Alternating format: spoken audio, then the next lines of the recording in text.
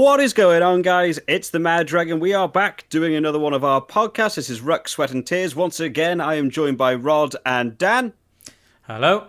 How's it going? And we will be doing the second episode. We've only done one so far.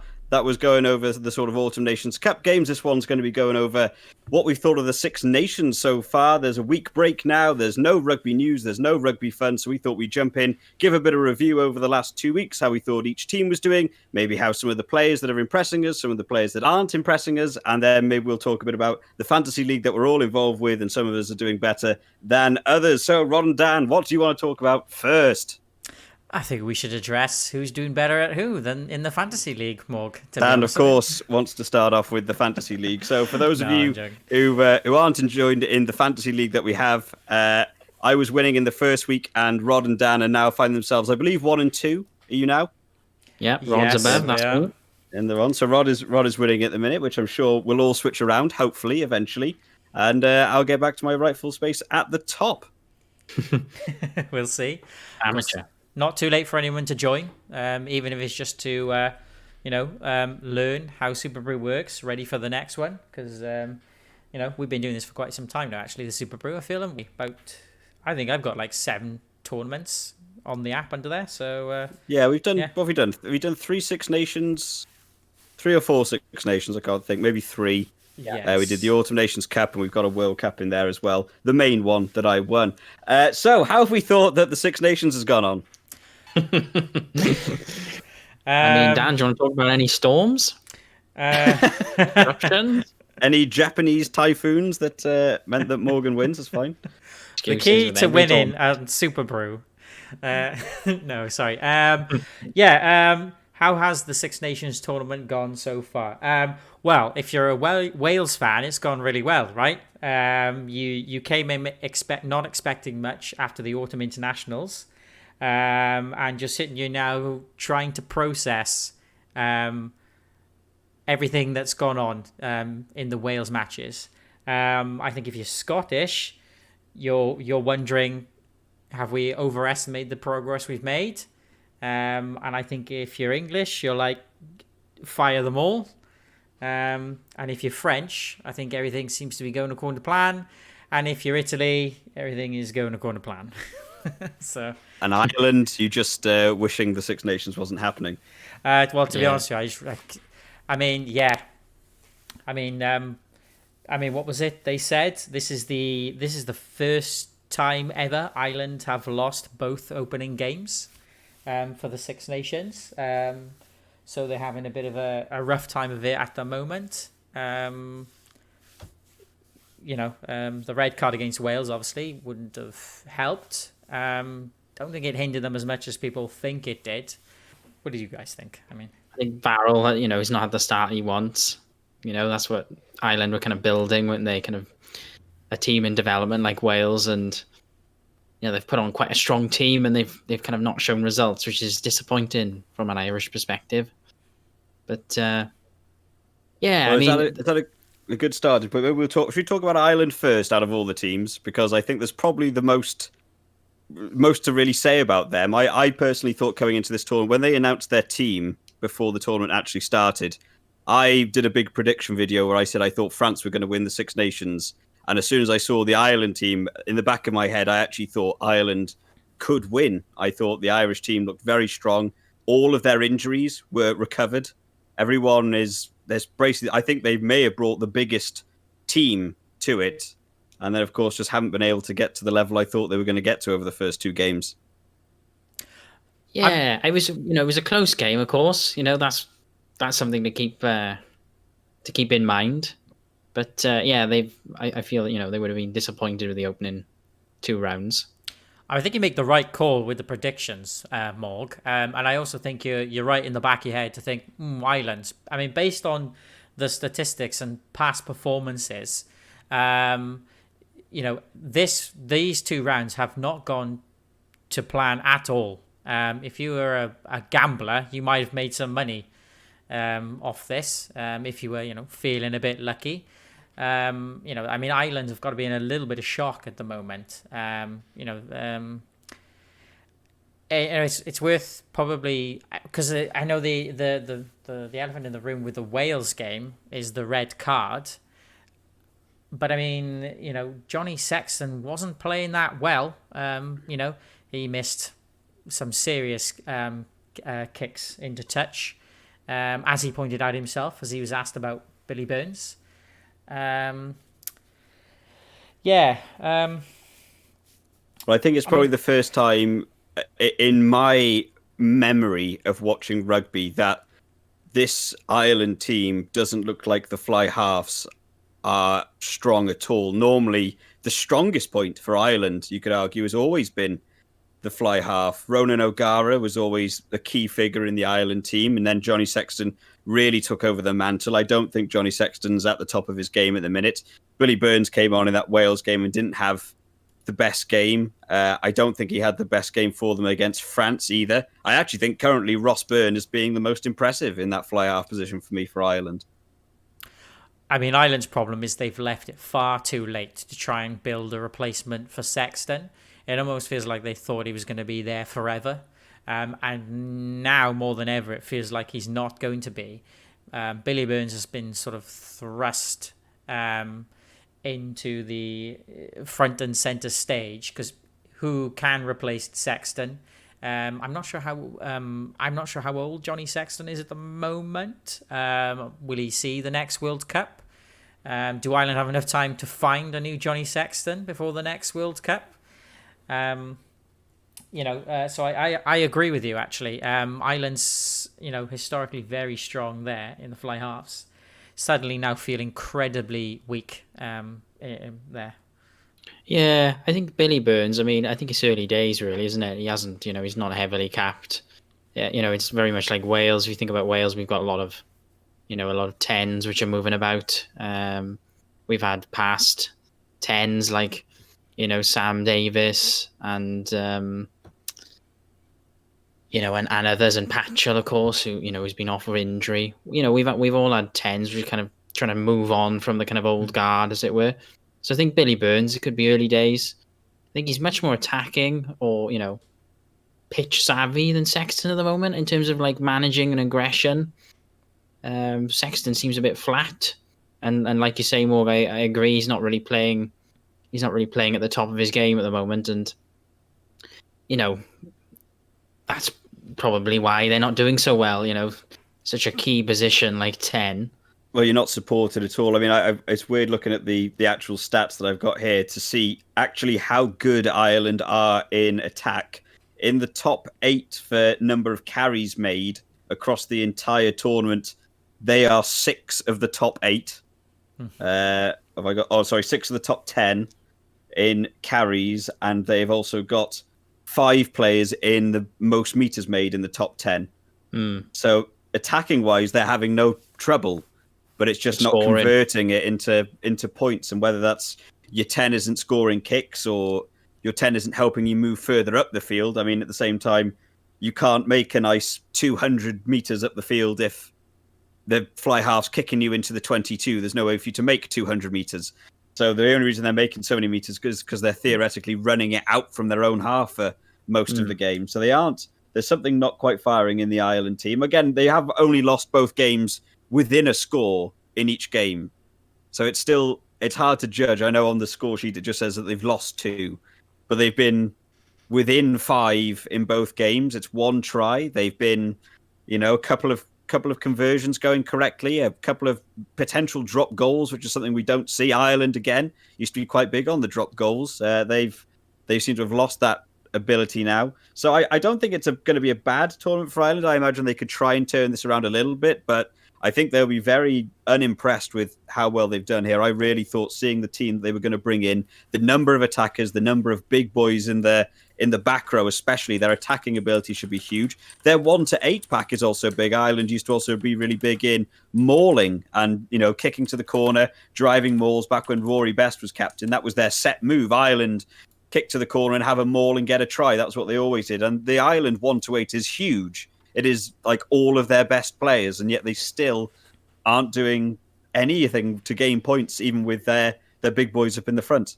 On the point about meters made, I think James Lowe is probably that main stat, isn't he? He's run he's run so much for Ireland. But yeah, it's just that kind of finishing, bit of work on the finishers really, kind of tidy that up a bit.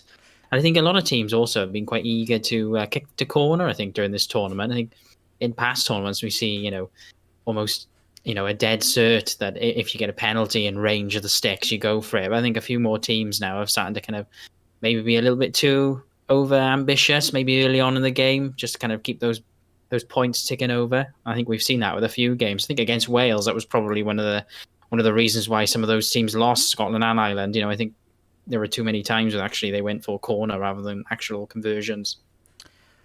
It's worth noting that actually in both their France and Wales clashes, Ireland overwhelmingly had the possession and the territory, but were unable to convert that into to score. It's actually a little bit worse than it seems as well, particularly with the France game, because France's kicking success there was 40%. When their kicking was atrocious, so kicks that they really would not normally miss. Jalibert had a terrible game for his kicking, so that 15-13 it hides it's disguising what should have been an even bigger defeat, certainly over one score. And the same again for Wales as well. Wales's kicking percentage was 80% versus Ireland's 100%. I mean, granted, it was Papini missed one. I think it was just the one conversion that he missed, but that then means that at best Ireland can draw with a try and a conversion themselves. So the gap in the lack of points for territory that and possession that Ireland had for those two games was quite bad. Now it's possible that this may be not necessarily all to do with Ireland, but with the fact that we've seen Wales turn their defence completely around, and France, of course, have got Sean Edwards.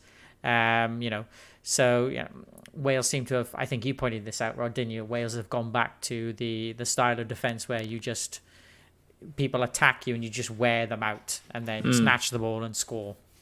It's like a defensive game. You score your points and then you hold on to it. Yes. Seems to be they've kind of gone back to. I don't think that's what they were trying to do. I just think that they've had to really shore up the defense. And I know we'll talk about Wales in a bit, but it's evident, isn't it, with all the stats, the territory and the possession that Ireland have had, overall possession at 61% for Ireland in that game, and they couldn't convert it into points. And that would only be down to defense and errors, and often they're entwined. Often those two things are just linked.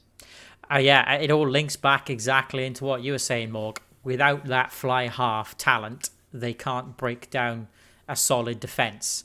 When you're playing against France and now Wales, you need a bit of magic. You need a bit of attacking prowess. You need a bit of critical thinking to just slip on through the gaps in the net.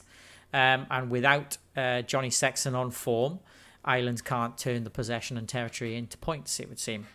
Yeah, in fact, I'm just looking now. So they did have an awful lot of penalties conceded as well. I mean, I actually thought when watching the game that Ireland had a really solid game all round. That was the issue with the red card coming in, is you're down to 14 men, you have to step up that extra notch. And after I saw how well they played against Wales with 14 men, whether you look at it as Wales didn't play as good as they could have, that's why Ireland looked so aggressive, or Ireland managed to take the step up as soon as the red card came in, I really thought they had a chance against France. I thought if they can hold their discipline and remain on the 15 men, but against that France team, the Ireland, I can't quite work out where the issue comes for Ireland. If you take away the idea that the fly half's not performing well, their attackers are really strong. They've obviously got very good at ball retention, like we said about the possession in the territory. They can do the work, and the actual forwards are doing very well. They're in the top 3 and 4 for lineouts. The top 2 turnover players of the tournament are Ty Byrne and Ian Henderson. So they can defend and attack, and yet they can't turn it into a game. And I think it shows just how important that 10 position has been for Ireland, even if you don't realise it when you're watching the games. I mean, even if you go back, was it the last Six Nations that they won by a Johnny Sexton drop goal against France? It was, yeah, it was. Yeah. So even then, a number 10 was absolutely necessary for them to seal out the game. So whether it's Johnny Sexton, whether it's going to be Billy Burns, or whether it's going to be Ross Burns going forward, I think the weak link in that chain for them is definitely that number 10 shirt, and they're going to need to find a replacement awfully quick to carry on through this tournament. Yeah, I just want the mention of Tyger Byrne there. Again, he's always on the highlight reel. Really, really like Tyger Byrne. And yeah, so they've got those big players to kind of front up. I mean, it takes a long time to score tries just off the momentum of your first and of your front and second row. Having to grind out is because you don't have that, like we say, that number 10 to work that little bit of attack magic. It takes a long time, which I think explains why you have such huge territory and possession for Ireland, but not enough points to win a game. Equally, I mean, the Wales game, I remember it was a Dublin, so it was a home game for Ireland. It's obvious that Ireland may have a defensive problem as well. That Wales have like 36% possession based on the stats that I'm looking at now. So to put 21 points on the board and actually miss two that shouldn't have been missed with only 36% of the possession. Could that possibly be the red card coming in? Wales exploiting the overlap? Maybe. Because it came from the wingers. But then the reason why I don't want to lean too much into that red card is because a similar thing happened against France. There was no red card there. There was no red card against France. That was a full Ireland team. And again, the only reason that it looks close is because France, they basically missed every kick, which they won't do again, which won't happen again because France's new coach is a pretty no-nonsense guy. So, yeah. Well, I'm wondering if Ireland, in terms of their ability to attack, one thing that is quite interesting to look at is going to be the actual defensive teams they've played against. Of course, France were always going to be the hardest team, I think, in this tournament to beat. I think we all expected them to have the best defence out of every team going into it. We saw how well they were in the Autumn Nations Cup, how well they did against Ireland in that final game of the Six Nations last year, where they managed to... Oh, sorry, no, I must have been wrong. It must have been 2019 was the Johnny Sexton win, because France beat them last year, didn't they, in the final game, and it was to decide who won the Six Nations last year. They all got delayed to October or so. That's why I couldn't remember. But bit of a blur, that tournament. France definitely have the best defensive team. So Ireland were up against them, and I think Wales's defense has become so much better than pretty much anyone would have expected. To me, the weakest point of the Pivac era Wales team was that defense. They were really struggling with it, and something's turned around massively in that defensive line. So I think so far Ireland have actually had their two toughest games straight from the off in terms of trying to get through solid defensive teams. So the problem for them is they have 6 or 7 huge attacking players, especially that back line. I mean, we saw how good Keenan was last year. We know how good James Lowe has already been this year. Gary Ringrose, Robbie Henshaw's played very well this year already. So they've got great players in that back line. But it seems to be that if they come up against a strong enough defense, no matter how good their attacking players are, they don't seem to be getting anywhere. And that's where, again, that 10 comes in. Maybe even your number 9. I don't think Conan Murray's been as perfect as he could have been. And I don't think Jameson Gibson Park had a superb game in that France one either. Box kicks going too far or not far enough, which just put your own team under huge pressure. So I think they're getting limited by being able to do anything other than, first receiver from a ruck, let that guy run forwards and see what he can do, which is not what I expected from Ireland. And I think there's just quite a few issues they can work out. I think it's lucky for them. Their next game is Italy. I think it'll give them a lot of time to reset and, work out some more set plays, give a number 10 a bit of confidence back, allow them to get a bit of momentum then. I can't think who their game is after that. Is it England they're playing after that? Scotland. Scotland, yeah. Oh, they're playing Scotland. So I mean, that again, that's a game they can win. I truly believe they've got the attacking players to win that game. If you don't have missed penalties, you don't have your red cards. Scotland have been doing well, or they did well against England. They didn't. Again, they had their red card against Wales, but they've been firing much better than I'm used to seeing Scotland playing. So that'll be a tough game as well. But I think Ireland should be looking to win that game. So I just think they have issues, but it's issues they can work out. To me, but I don't think this will be a tournament they'll look back too fondly on. Yeah. Nope, I agree. Right, well, should we move on to... Well, we've spoken a little bit about Wales. Should we move on to Wales? Because I'm sure this will be the team that the three of us have the most to be able to input on as three Wales not fans. Not with my memory. So Wales had, I would say, a decent game against Ireland. I thought Ireland was still going to win that game even while it was going on. And I think they played up to the red card quite well. And then in the Scotland game, again, in both my predictions, I said that Wales were going to lose both games. And in both games, I still thought they were going to lose, but they proved me wrong. And we keep going forwards. We've got 2 wins from 2. But to me, I don't know. It's a very 50-50 decision. To me, the Wales attack hasn't been superbly set yet. They've definitely worked on their defense. Their defense has improved dramatically. Their attack for me has been a little lacking, bar absolute shining stars. People like Rhys Zammit has been playing out of his skin.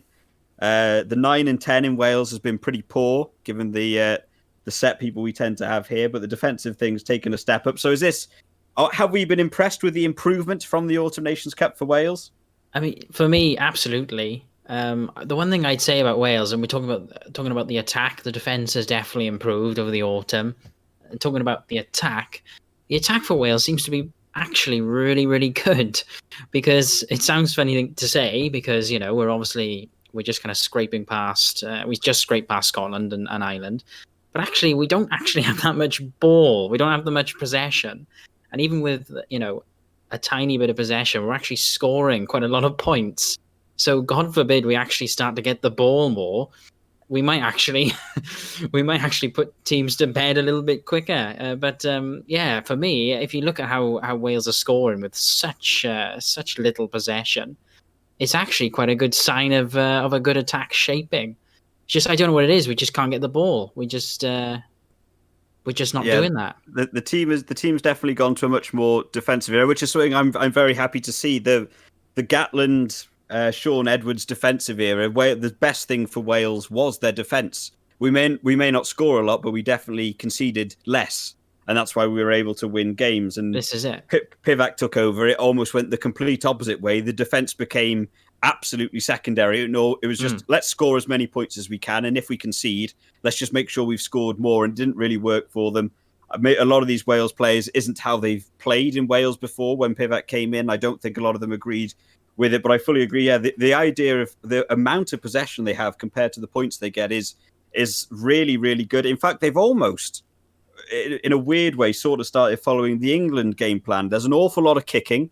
There's very good defence, especially with looking at trying to get turnovers or trying to win in the jackling, wearing teams down, and then when you get the opportunity, taking the points. Considering that in the top 10 carries in the whole tournament, there isn't a single Wales player in the top 10 for carries, and in the top 10 meters made, there isn't a single Wales player. Yeah. So they're not running. It's just points. It's just clever. When they get that opportunity, they've just seized every single one, and it gets you wins. And it's a nice turnaround to see, especially from a Six Nations that was very poor last year to an Autumn Nations Cup that you could claim was average, to go into a Six Nations and. To me, defied my expectations anyway. I don't know about how many people they defied expectations, but I would agree a lot of people probably didn't see them having a tournament this good. Yeah, and I think, if you look at the players as well, we've got Callum Sheedy came on against Ireland, didn't he? Against Scotland, I think, in the second half. And Wales are pretty good with him. He was, a bit of a general in himself. So, there's lots of good players. I think that Ireland game, even for Ireland, both teams, it was devastating. The injury count was awful. We lost so many players there, but Zammit, he's in terms of the stats and the scoreboards, the Six Nations scoreboards, he's right up there. He's scoring tries there. and we're doing it with with scraps. And Wales are, in fairness to Wales, they're using the 14 the way they should be using him. I mean, I have to entirely agree with you there, Rod, about the attack. I think the link up is starting to get significantly better, and in the Scotland game, they definitely improved the line out. With regards to the red cards, the Ireland game could have gone either way. Not quite as close as people think. The Scotland game was definitely not as close as people think. That red card that came for Scotland came on the 54th minute. Wales had put 3 tries down before then. So we only got 1 try on top of those 3 after the red card went down. If anyone is tempted to believe that Wales got 4 tries because of the red card, I'm inclined to disagree, because 3 tries came before that red card. On top of that, Wales's kick percentage, as I think I may have already mentioned against Scotland, is shocking. There's a 40% kick rate here. 40%. That's just rubbish. That's absolutely shocking. That, I think, means that Wales left, I think, 9 points of missed kicks, which puts them terrible 2 scores ahead of Scotland. That game may, on the outside, have looked close. It definitely wasn't. I don't think so. I think Scotland struggled to overwhelm the Welsh defence, which I think may be a factor as well is why that red card was given. I think when you're struggling to break a defence down on the 54th minute, you still can't seem to just break and do your runs. I think you get lazy, and I think you get red carded. So I think when we're looking at, can Wales only play against a 14-man team? Can teams keep 15 men on the field against that Welsh defensive setup? It seems like so far they can't. Although Peter Mahoney's may have been more that it's clumsy because it was on the 15-minute mark. Xander Ferguson's was on the 54-minute. So at that point, are you just getting frustrated because at that point Wales are ahead still, right? And Scotland's starting to get a little bit desperate. They are the ones who think they need to win. It's their home ground. This is a Wales that everybody thinks is going to lose, and they're really struggling. I don't think the Wales-Scotland game was close, like some people think. I think we should have hammered them more. The Ireland game was close. Not as close as people think, but was close. That one could still have been anybody's game. The Wales game was only anybody's game because Wales messed the kicking up, astronomically messed the kicking up. I think the defence in the second game was better than the defence in the first game, and Wales's attack is definitely starting to click slowly. And of course, that's partly because North is starting to find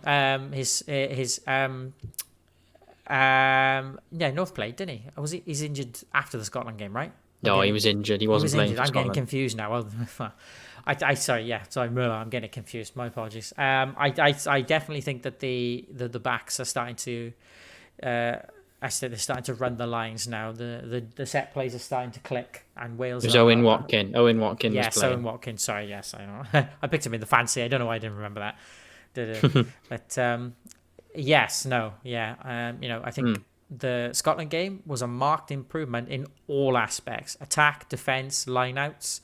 I'm not sure what the penalty stats were in that one.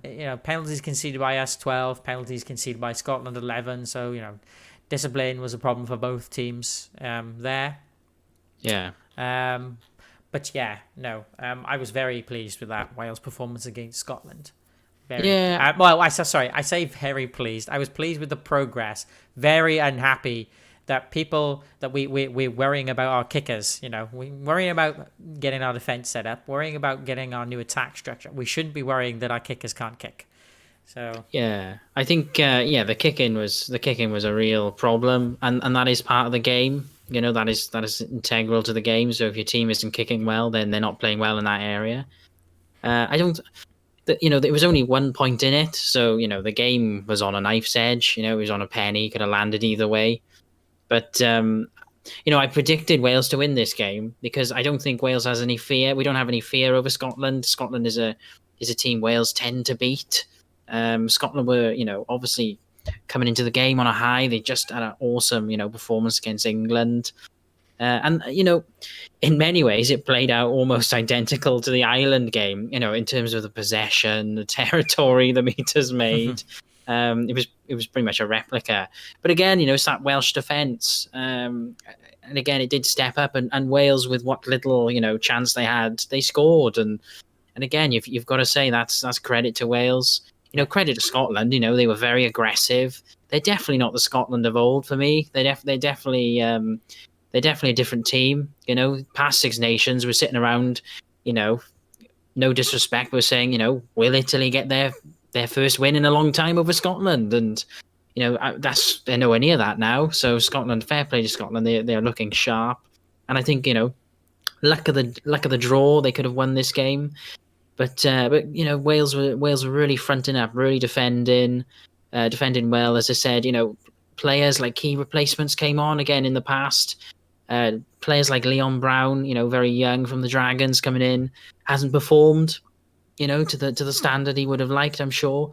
But he came in, and it's Scotland really targeting the scrum at one point, and he really did shore up the scrum, and that kind of closed off another avenue for points for Scotland. So there were some really good, good avenues there, some really good, some good plays, some good tactical plays. Owen Watkin, I thought he was quite nice. He came in, he had a good game, I thought. Again, Sheedy kicking was disappointing. My head in my hands when he was kicking. I was like, oh, you're better than this. But again, he hasn't. He's young capped, isn't he? Really, it's not many caps under him. He'll get better, I'm sure. But he was good on the field. He was like I say, a bit of a general.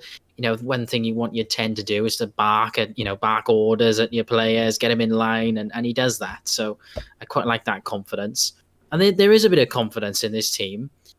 For sure. There's a bit of silent confidence, but Wales, I think we're on the right track. And as much as, again, you can talk about red cards this, red cards that, you can only play what's in front of you. There were 14 men. As far as I'm concerned, that's not to be boisterous, but that's a minor detail. You can't do anything about that. That's what's in front of you, and Wales managed it, and Wales were in the same vein against Ireland. Defense was good, and what little ball they got, they scored. And I think that's a positive on the whole for Wales. I mean, I think we both called Scotland to win this one, didn't we, Rod? Yeah. Wales, I called. Sorry. We Wales. both called. Yeah, we both called Wales to win. Sorry, sorry about that. Yeah, we both called Wales to win. Yeah, and somebody, where are you on the Super Brew League again, Mo? Well, I'll have on my big prediction before the tournament started. I said Wales to win, so I'm going to claim I also predicted this one before you two. But in terms of the I'm downvoting that video right now. The Wales defence was an interesting thing to actually a little bit more dissecting. I can't quite understand what the Wales defence is. As someone who's played rugby and watched rugby for a long time, I have no idea what the Wales defensive setup is. And I don't know, this to be so. We probably should have I've mentioned this before we got on the chat for you to have looked at it. But the actual replays and stuff, if you go and watch the highlights, there's a real weird system that Wales seem to have created where I don't even know if it has a name. I would have to coin it as like a half-arse blitz defense. Mm-hmm. It's like the ball comes out and they sort of go in a blitz defense, but like when they want to get there, it's such a weird sort of defensive setup they have. Everyone sort of jogs forward rather than walking or sprinting. So I actually think it's a really good defense setup, and I don't think I've ever seen it before, where they basically got a blitz defense where everyone's sort of going quite slowly. So players that they're coming up against, if you go through some of the, especially the Ireland game, I was noticing that they were doing this sort of half jog pace run, and it meant that whoever was attacking because they were getting closed down, they couldn't have the momentum and the speed to run into the defensive wall because they couldn't make enough ground and get enough speed. They would just get smashed back in the tackle.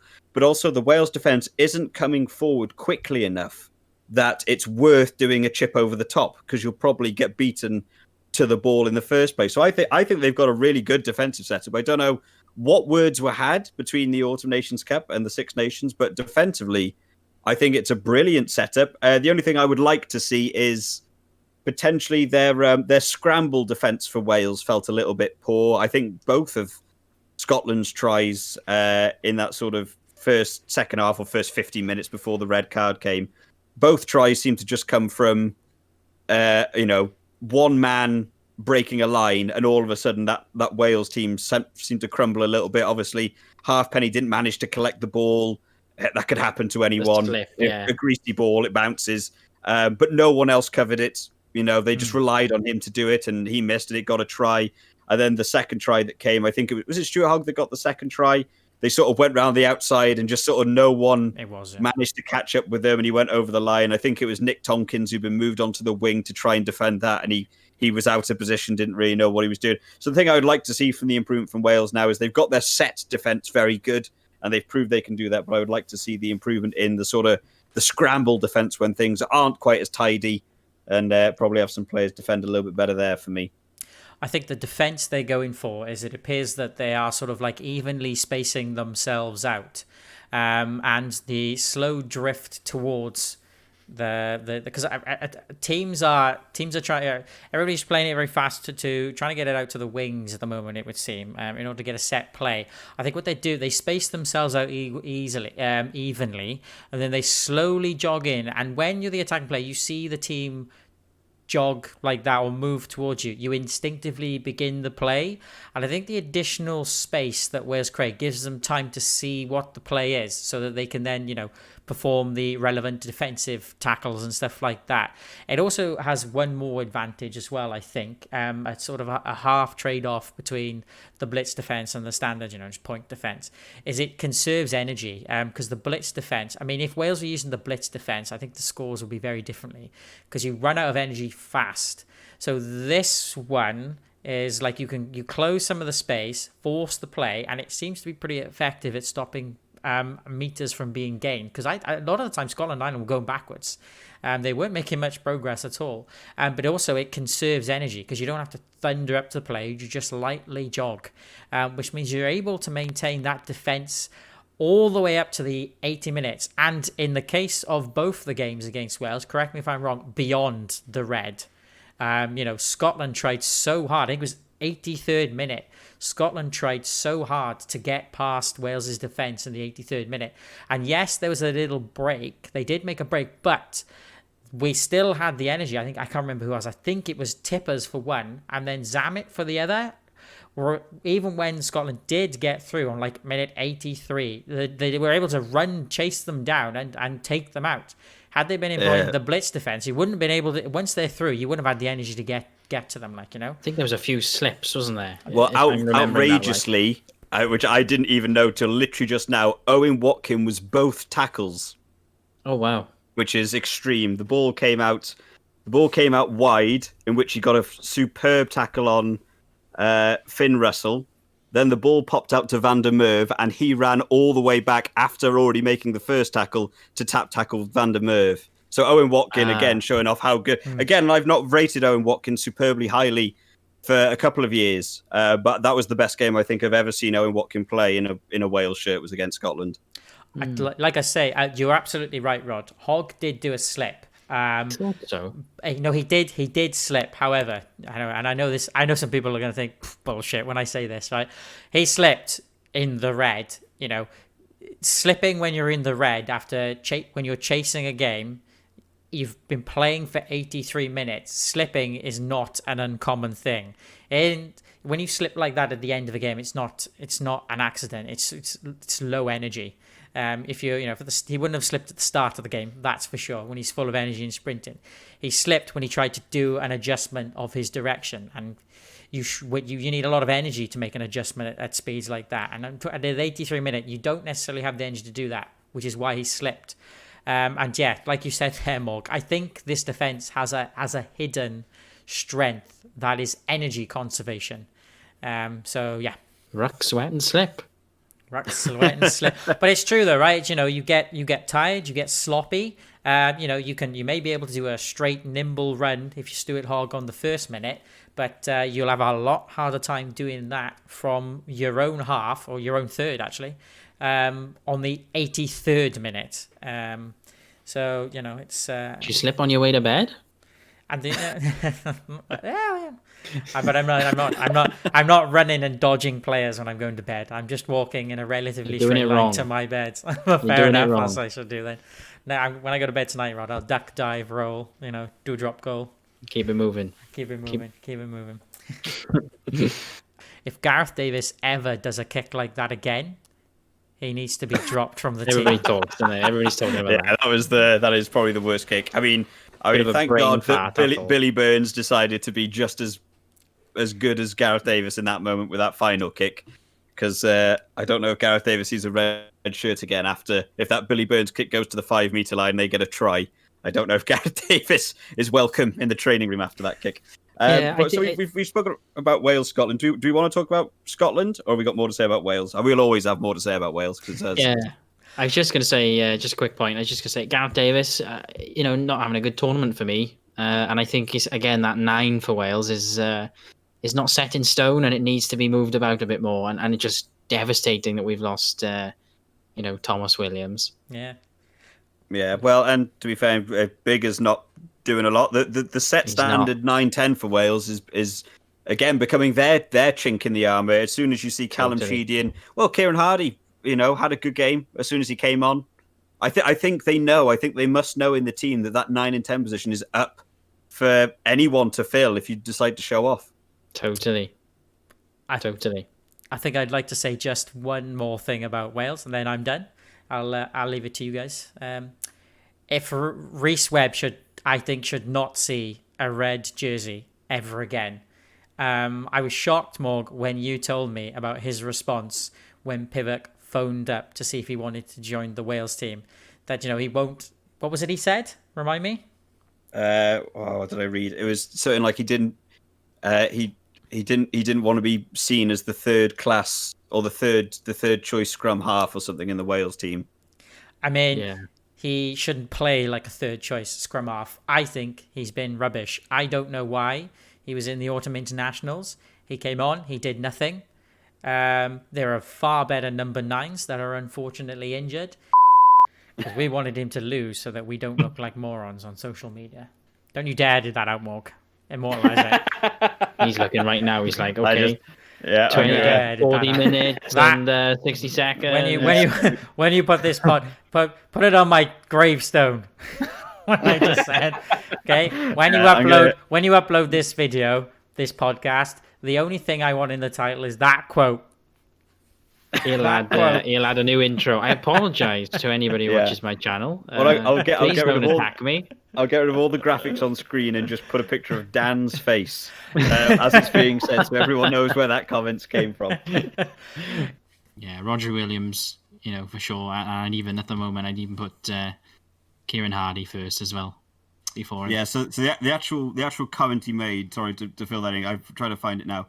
So he responded.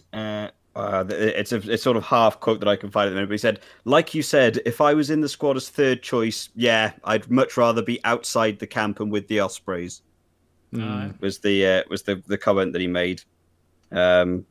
Which to me, I don't know. He left France and came back to Wales. I thought he was desperate to play in the Wales shirt.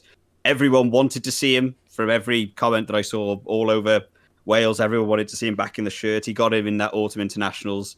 I didn't think he had a good autumn internationals, and neither did Pivac, evidently. And you get dropped from the team, and you don't get called up. And he wants to put on some different players.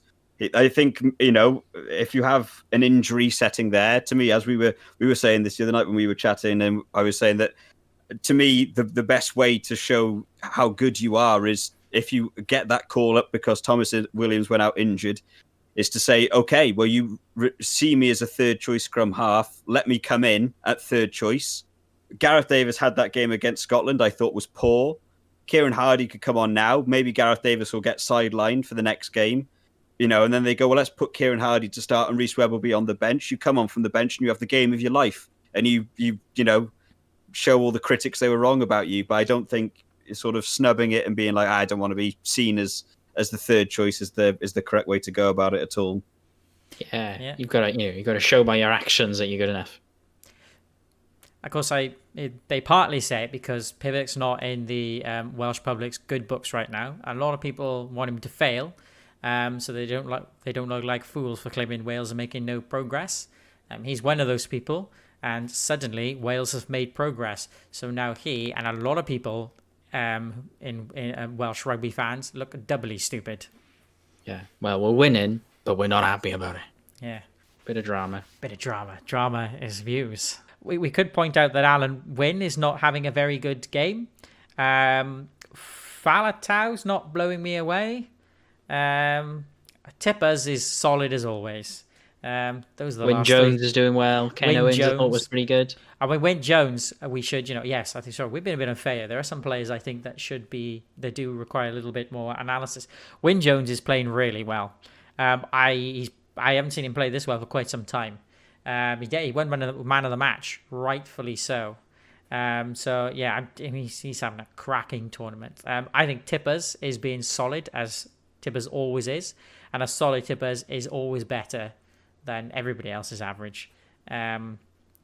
Talupe, which I think I criticised in the last podcast, and I think you may have as well, Morg.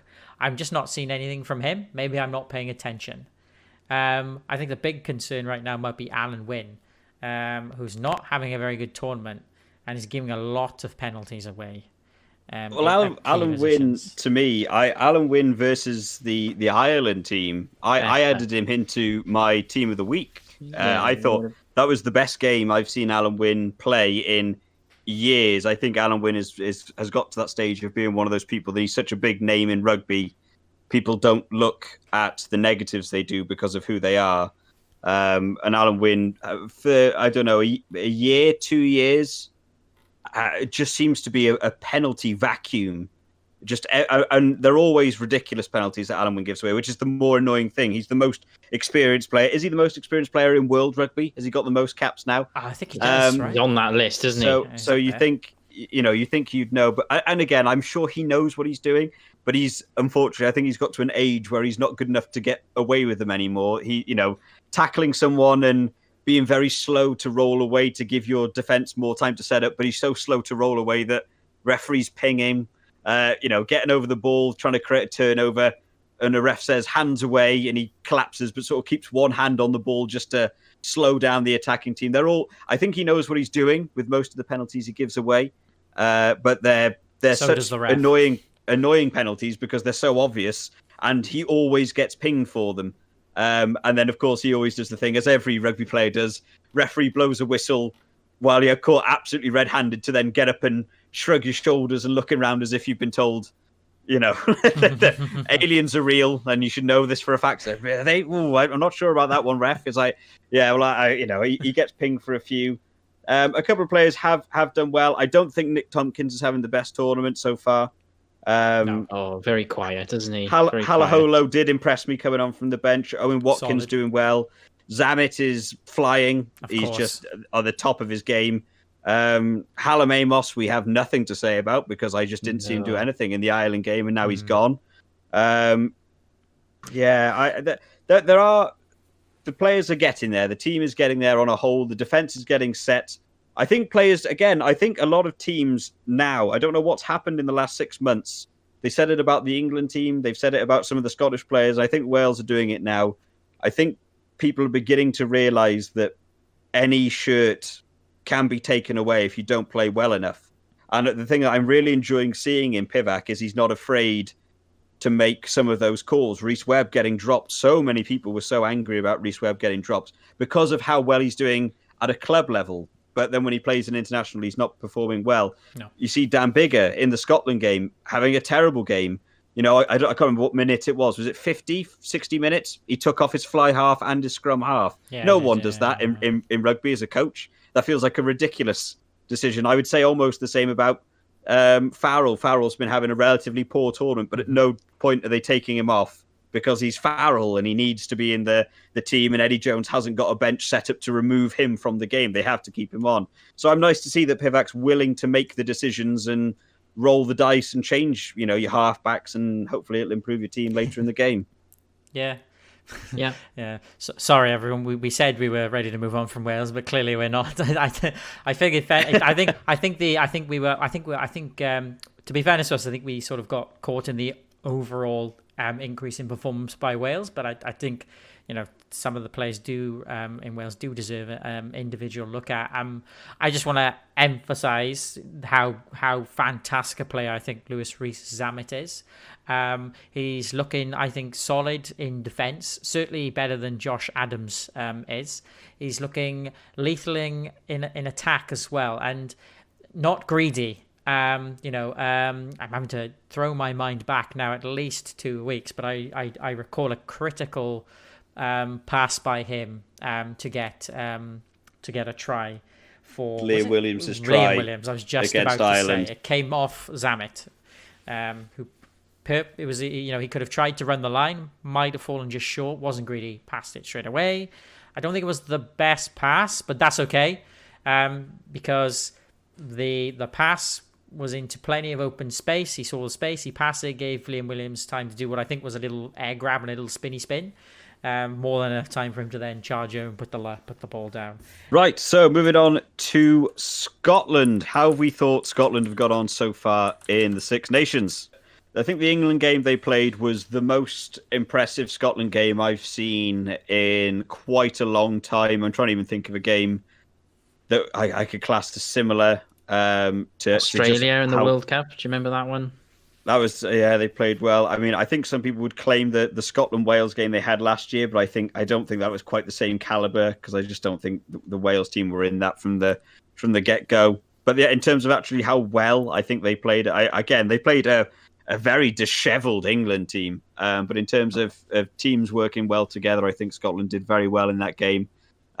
We've got some different views when it comes to the Scotland-Wales game, as we went over last night. I thought Scotland were very unlucky to not win that game against Wales. And this is where you and me had some disagreement, Dan. I felt the red card was instrumental. It was a fight.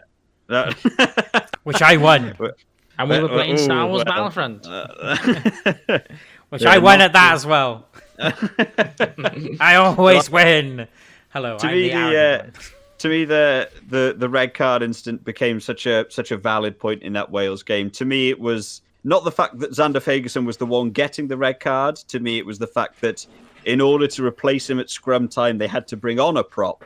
And in order to bring on the prop, they had to take someone off the field. And that man happened to be Darcy Graham, who to me was actually the standout player, especially in that first half, if not for the 50 minutes he was playing. Darcy Graham, to me, was the best player on the field going up to that. He was, as a Wales fan, I'm sure we were all very happy to see Darcy Graham go off, because Darcy Graham was killing Wales on that right-hand wing. And I think as soon as he went off, it all began to fall apart for their attack. The defense shut down completely. So I think, to me, that was the key reason why they lost that game. I know you mentioned before as well about missing kicks and whether the score difference should have been a little bit more.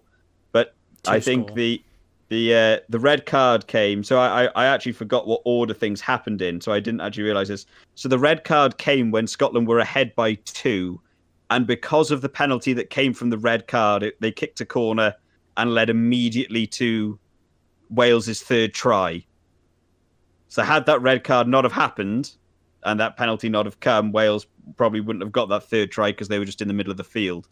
So how different does that make that game? And then you look forward to the Rees-Zammit wonder try that he did all on his own, which, again, I forgot about the build-up to that one. Came from, it was Halaholo making his way round the outside, and because of being that extra man down on the wing, there's just that room. There's the one extra man. That was completely it. Duan van der Merwe took Halaholo, and then it's as Rees-Zammit run to the finish line. I absolutely believe Hogg should have done better defensively at that point, but To me, I think Scotland could have got on to win that game had the red card not come. Not because Xander Ferguson was the one getting the red card, but by proxy, Darcy Graham had to go off. And of course, hindsight's a wonderful thing. To me, I think they could have taken off Van der Merwe instead of Darcy Graham. Big call. But I don't think many people would have done that during the game because we know how good Van der Merwe actually is. Yeah, it's a deadly Scotland team now. I think, they finally, for me, they've got some positions that are pretty solid. Van der Merwe, that guy's made of bricks. If you ever see anybody try to tackle him, at least 3 players on him at any time. Just ridiculous how solid he is. And as you say, Darcy Graham, really, very quick, very agile, kind of understated, really. So yeah, I think that would have been a core position, kind of a loss for them there. And even Ali Price is having a good tournament. Very quick on the ball, very good. I think he's partnered up very well there with Finn Russell, the likes of Finn Russell, and they're all clicking. They're kind of like a chain at the moment, which is what you want. Yeah, I think in terms of the red card again, it's always one of those kind of sour notes because people always often try and take away then from the team that wins with a red card against on the other team. I don't think Wales can only play what's in front of them, and that was a red card.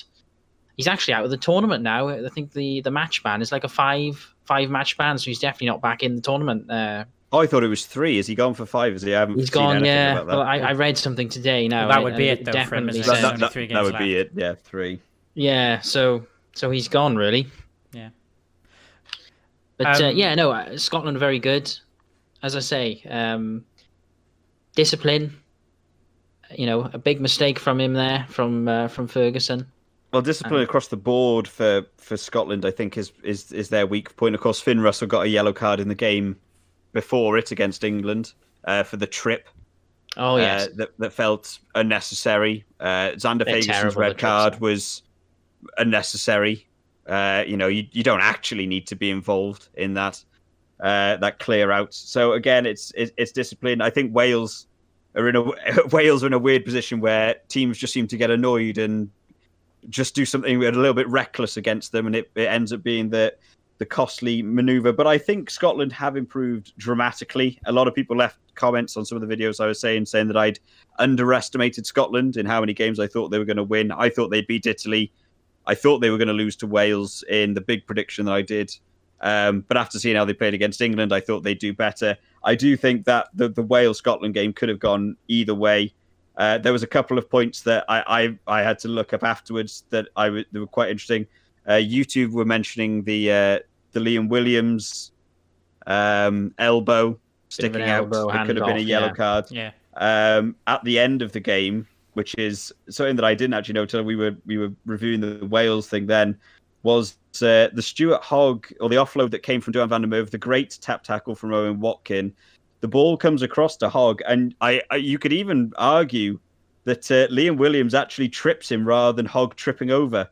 Liam Williams doesn't even attempt to go for the ball and sticks a leg out, and Hogg goes over the top of it. I did hear the call out in the game from Hogg saying, how's that not a penalty? And then it was also brought up to me that Rhys Zammit goes to ground with the ball, and it's Chris Harris that gets over him, and Chris Harris is on his feet for a good 3 or 4 seconds over the ball, and there could have been a penalty there. And if either of those two things get picked up, that 3 points wins the games for Scotland. So it's fine margins, and I think Wales would be sad to have not won that game by more, because the kickers weren't on the level they should have been for Wales. But I definitely think Scotland are going to keep going ahead in this tournament with a very positive outlook. I think they'll be bitterly disappointed that they lost that game to Wales, because that was a game they could have won. That was a game they could have won. What's the average? Every game, each team probably has 3 decisions go against them. In terms of, that's on a knife's edge. Yeah, is that probably the average? Is that fair? Of literally 50-50 calls, depending on who the referee go was. Against them, Yeah. And when you lose, you go back to them, don't you? Or if you, and that's the kind of thing. It's difficult to call. Scotland could definitely have won that game, in my opinion. But it was just good play, great play on both sides. Scotland are a very attacking team. Wales's defence just did it for them, and like I said at the start, with what little ball they had, they scored tries. with the Zammit, the ball maker. So, I mean, I kind of disagreed with your assessment, Morg, just to wind back a little bit about the red card. So, first of all, the one thing I think we all agree on is that Scotland are doing a lot better. I think Finn Russell has been in a very, very important part of that. Scotland have missed him. Duncan Weir was no replacement for Finn Russell. Finn Russell is a cut above.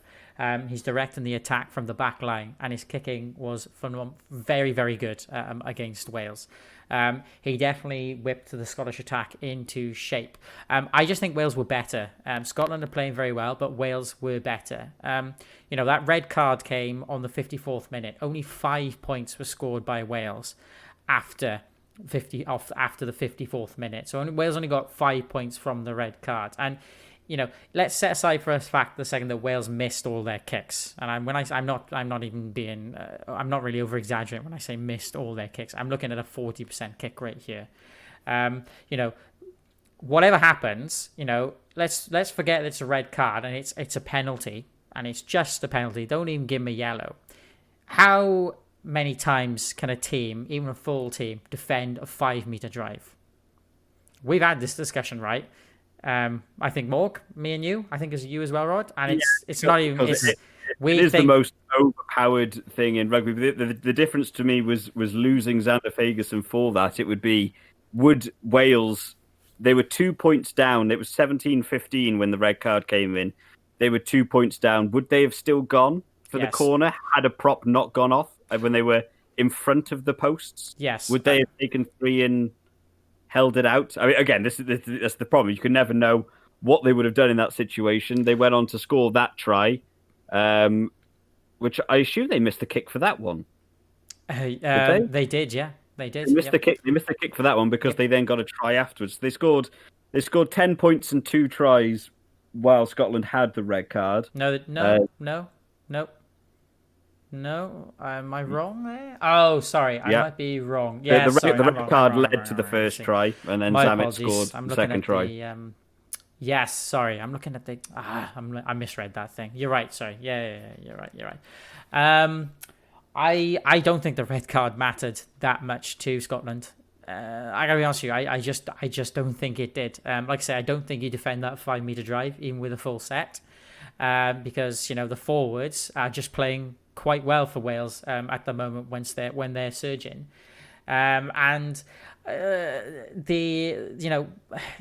they even with a full set of team, I think you're getting drawn in. I think your line is folding in to stop them coming forward, and it's going to go out to the wing anyway. Again, the overlap forms with or without a red card so often when you're in that position with any team. It's many teams struggle to hold their discipline in that situation. I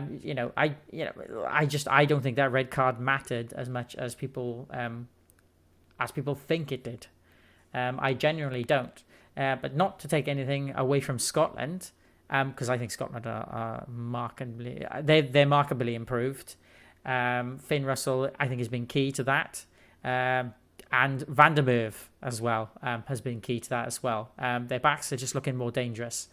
Their forwards are always relatively solid in Scotland, but I think it's also the backs that have lacked a bit of flair, with the exception being Stuart Hogg, who sort of steals the limelight from all of Scotland's backs. I'm more focused on the other backs for Scotland this time rather than Stuart Hogg, despite the fact, I know he scored 2 tries. But a good Stuart Hogg surrounded by a poor Scotland never used to win games, but a good Stuart Hogg surrounded by a good Scotland now seems to be quite dangerous. The real test for them, of course, will be France next week. If they win, I don't even think they need to win actually against France at Stade de France. If they come within a hair of beating France in Stade de France, I think that will be yet another step forward for Scotland, because right now I think everybody's expecting France to win everything, right? But if they could do another nice upset like they did in Twickenham, that would be great.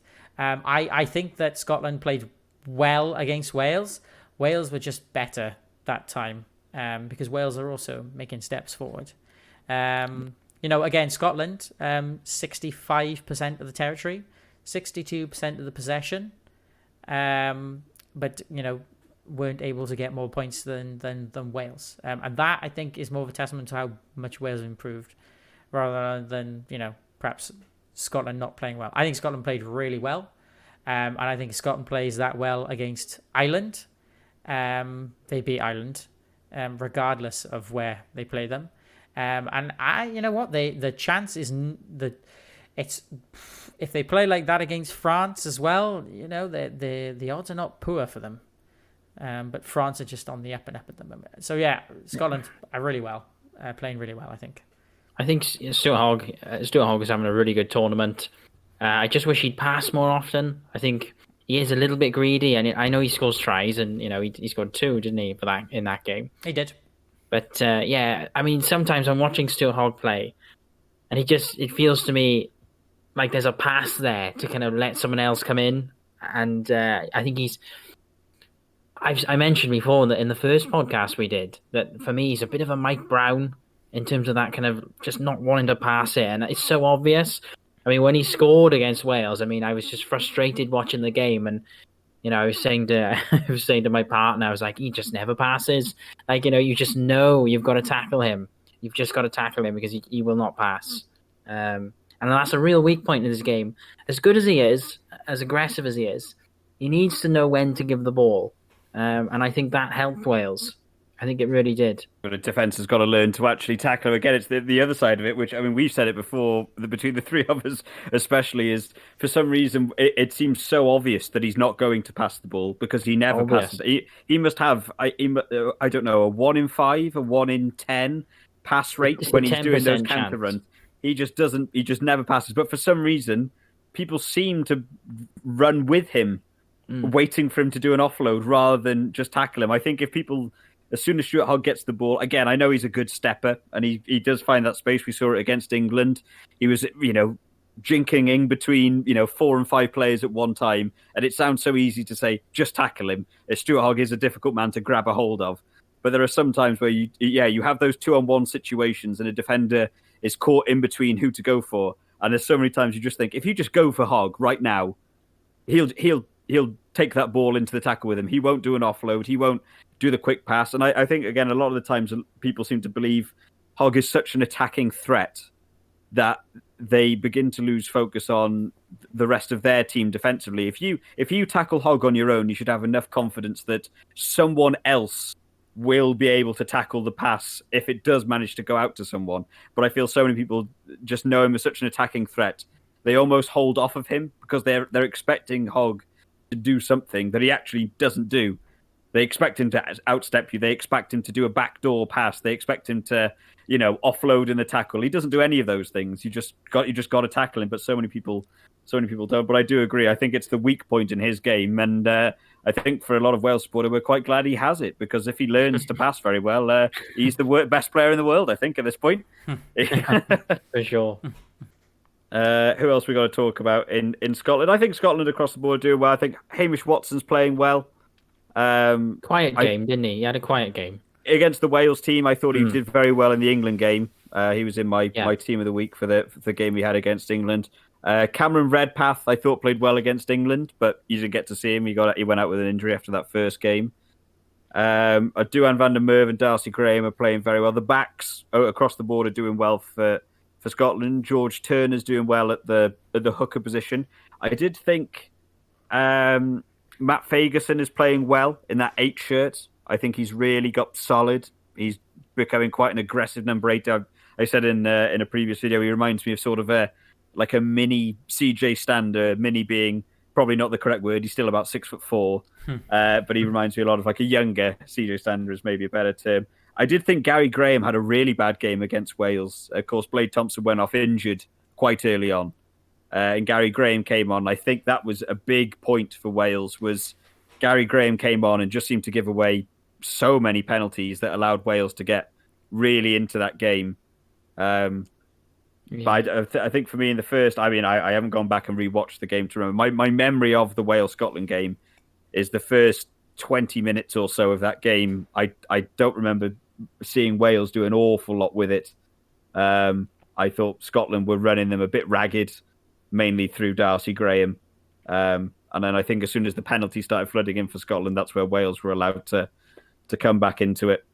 Yep. Oh, in fact, yeah, I didn't even realise. Yeah, so at 36 minutes in the game, it was 17-3 to Scotland. It was, which I completely forgot. So Scotland were massively ahead and doing well.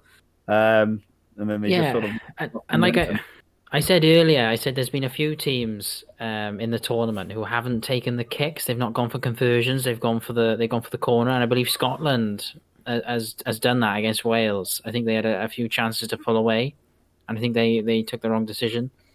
If I'm remembering correctly, they went for the corner a few times and came away with nothing. But then there's teams that are doing the opposite. I remember watching was it the Ireland game? I think it was Ireland-Wales when I think it was in like the 70th minute, Ireland got a penalty. Or maybe it was even later. Maybe it was something, I can't remember what it was. This is so far back now for us when you haven't gone back and rewatched the game. I think it was Ireland versus Wales, and it was like in the late 70 minutes where Ireland got a penalty in the Wales 22. And they decided to go for the post and take 3, which would put them 6 points behind or something. Hoping to get a try. And to me, that's the wrong call there. You know, when you're at 14 men and you've played so well, you don't know if you're ever going to get back in the 22, but you can take a penalty from the halfway line theoretically if your kickers are on point. You know, you've got to go for the tries there. So people are making wrong decisions across the board, I think. Yeah, and that's game management. That's what that comes down to. I mean, when you're ahead and you know there's still another half to come, just kick for points. You know, you don't know when they're going to come back and bite you otherwise, and that's what's happened with Scotland. I mean, Scotland's win over England was pretty historic, right? First time in some stupid number of decades. They played really well. Is it 38 years, I think? I think something like that. In Twickenham, yeah. Something like that. But I mean, Scotland are losing their, they're losing their fear against England. Yeah. And when the way they ran out against England, absolutely against everybody. The way they ran out against England, I mean, as everybody who watched the game, they were thinking, wow, they're just so aggressive. And England were totally blown apart. They were just flummoxed.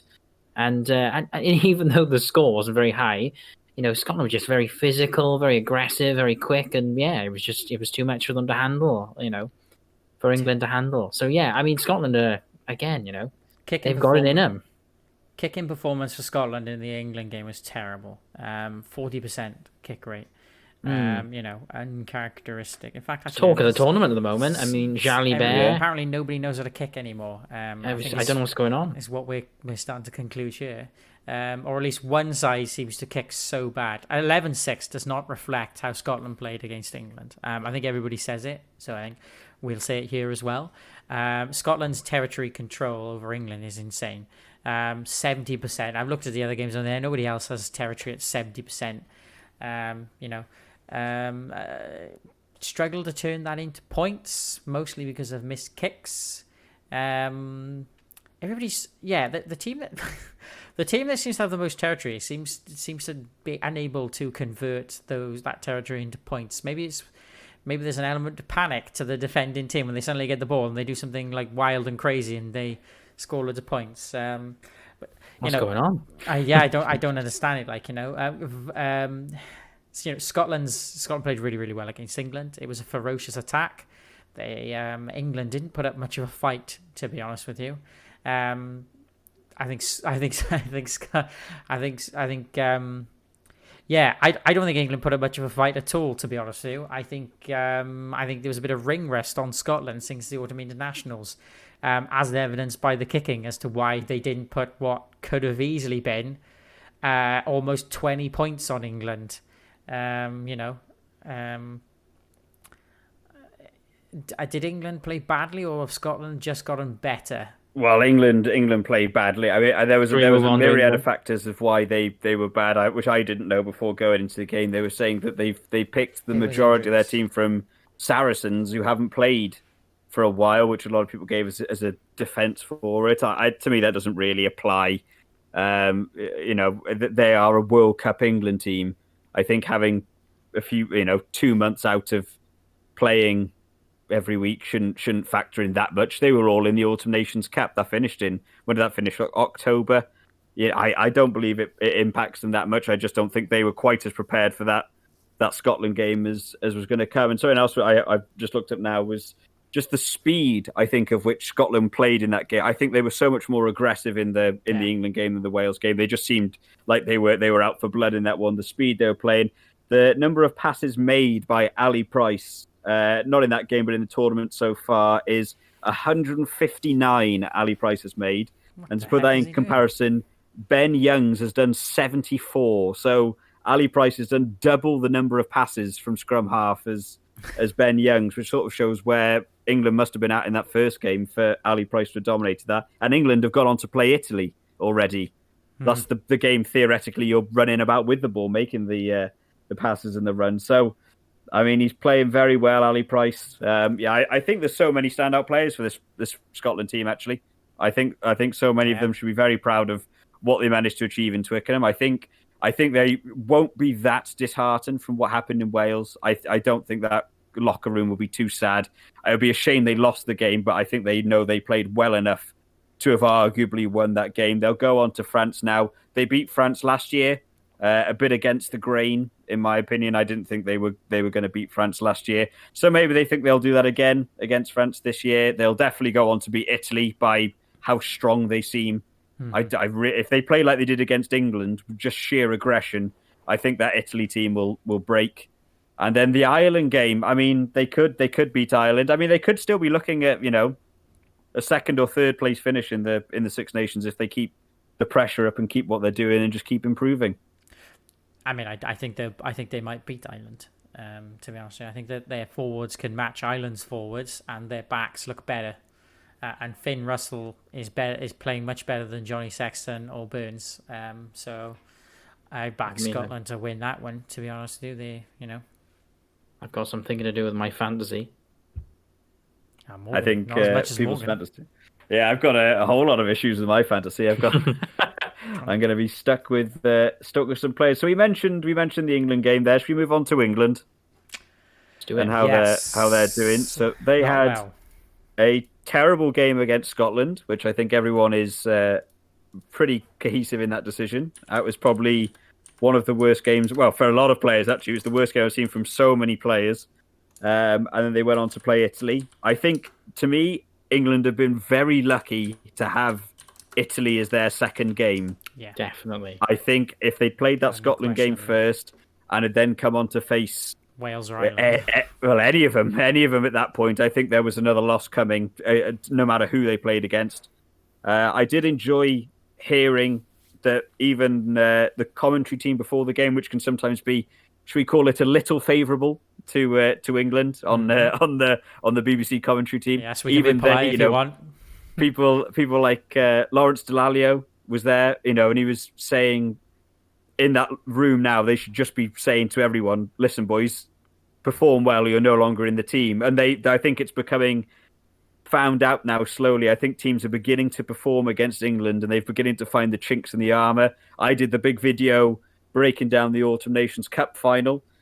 And to me, I think France led the way for other teams to look at and say, if you play a certain type of way, England just crumble and really struggle. And the only reason they didn't win that game in the Autumn Nations Cup was, for me, the team was too young. The cap numbers weren't quite there.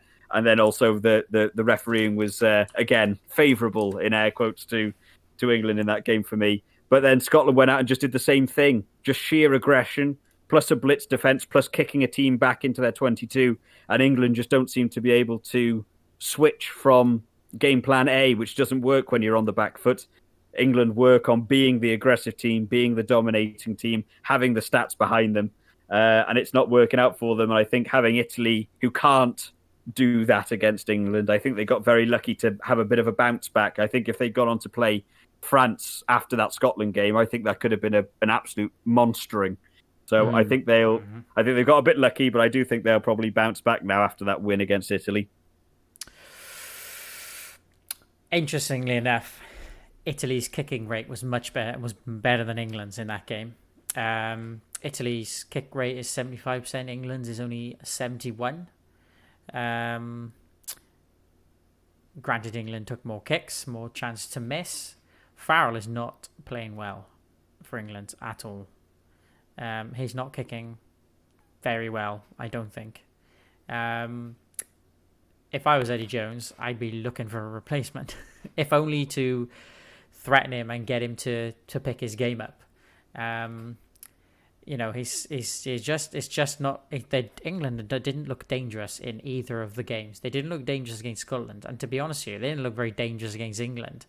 I know they put a lot of tries down, but it's 41-18. It's not the kicking that France gave Italy. France put 50-10 to Italy, right?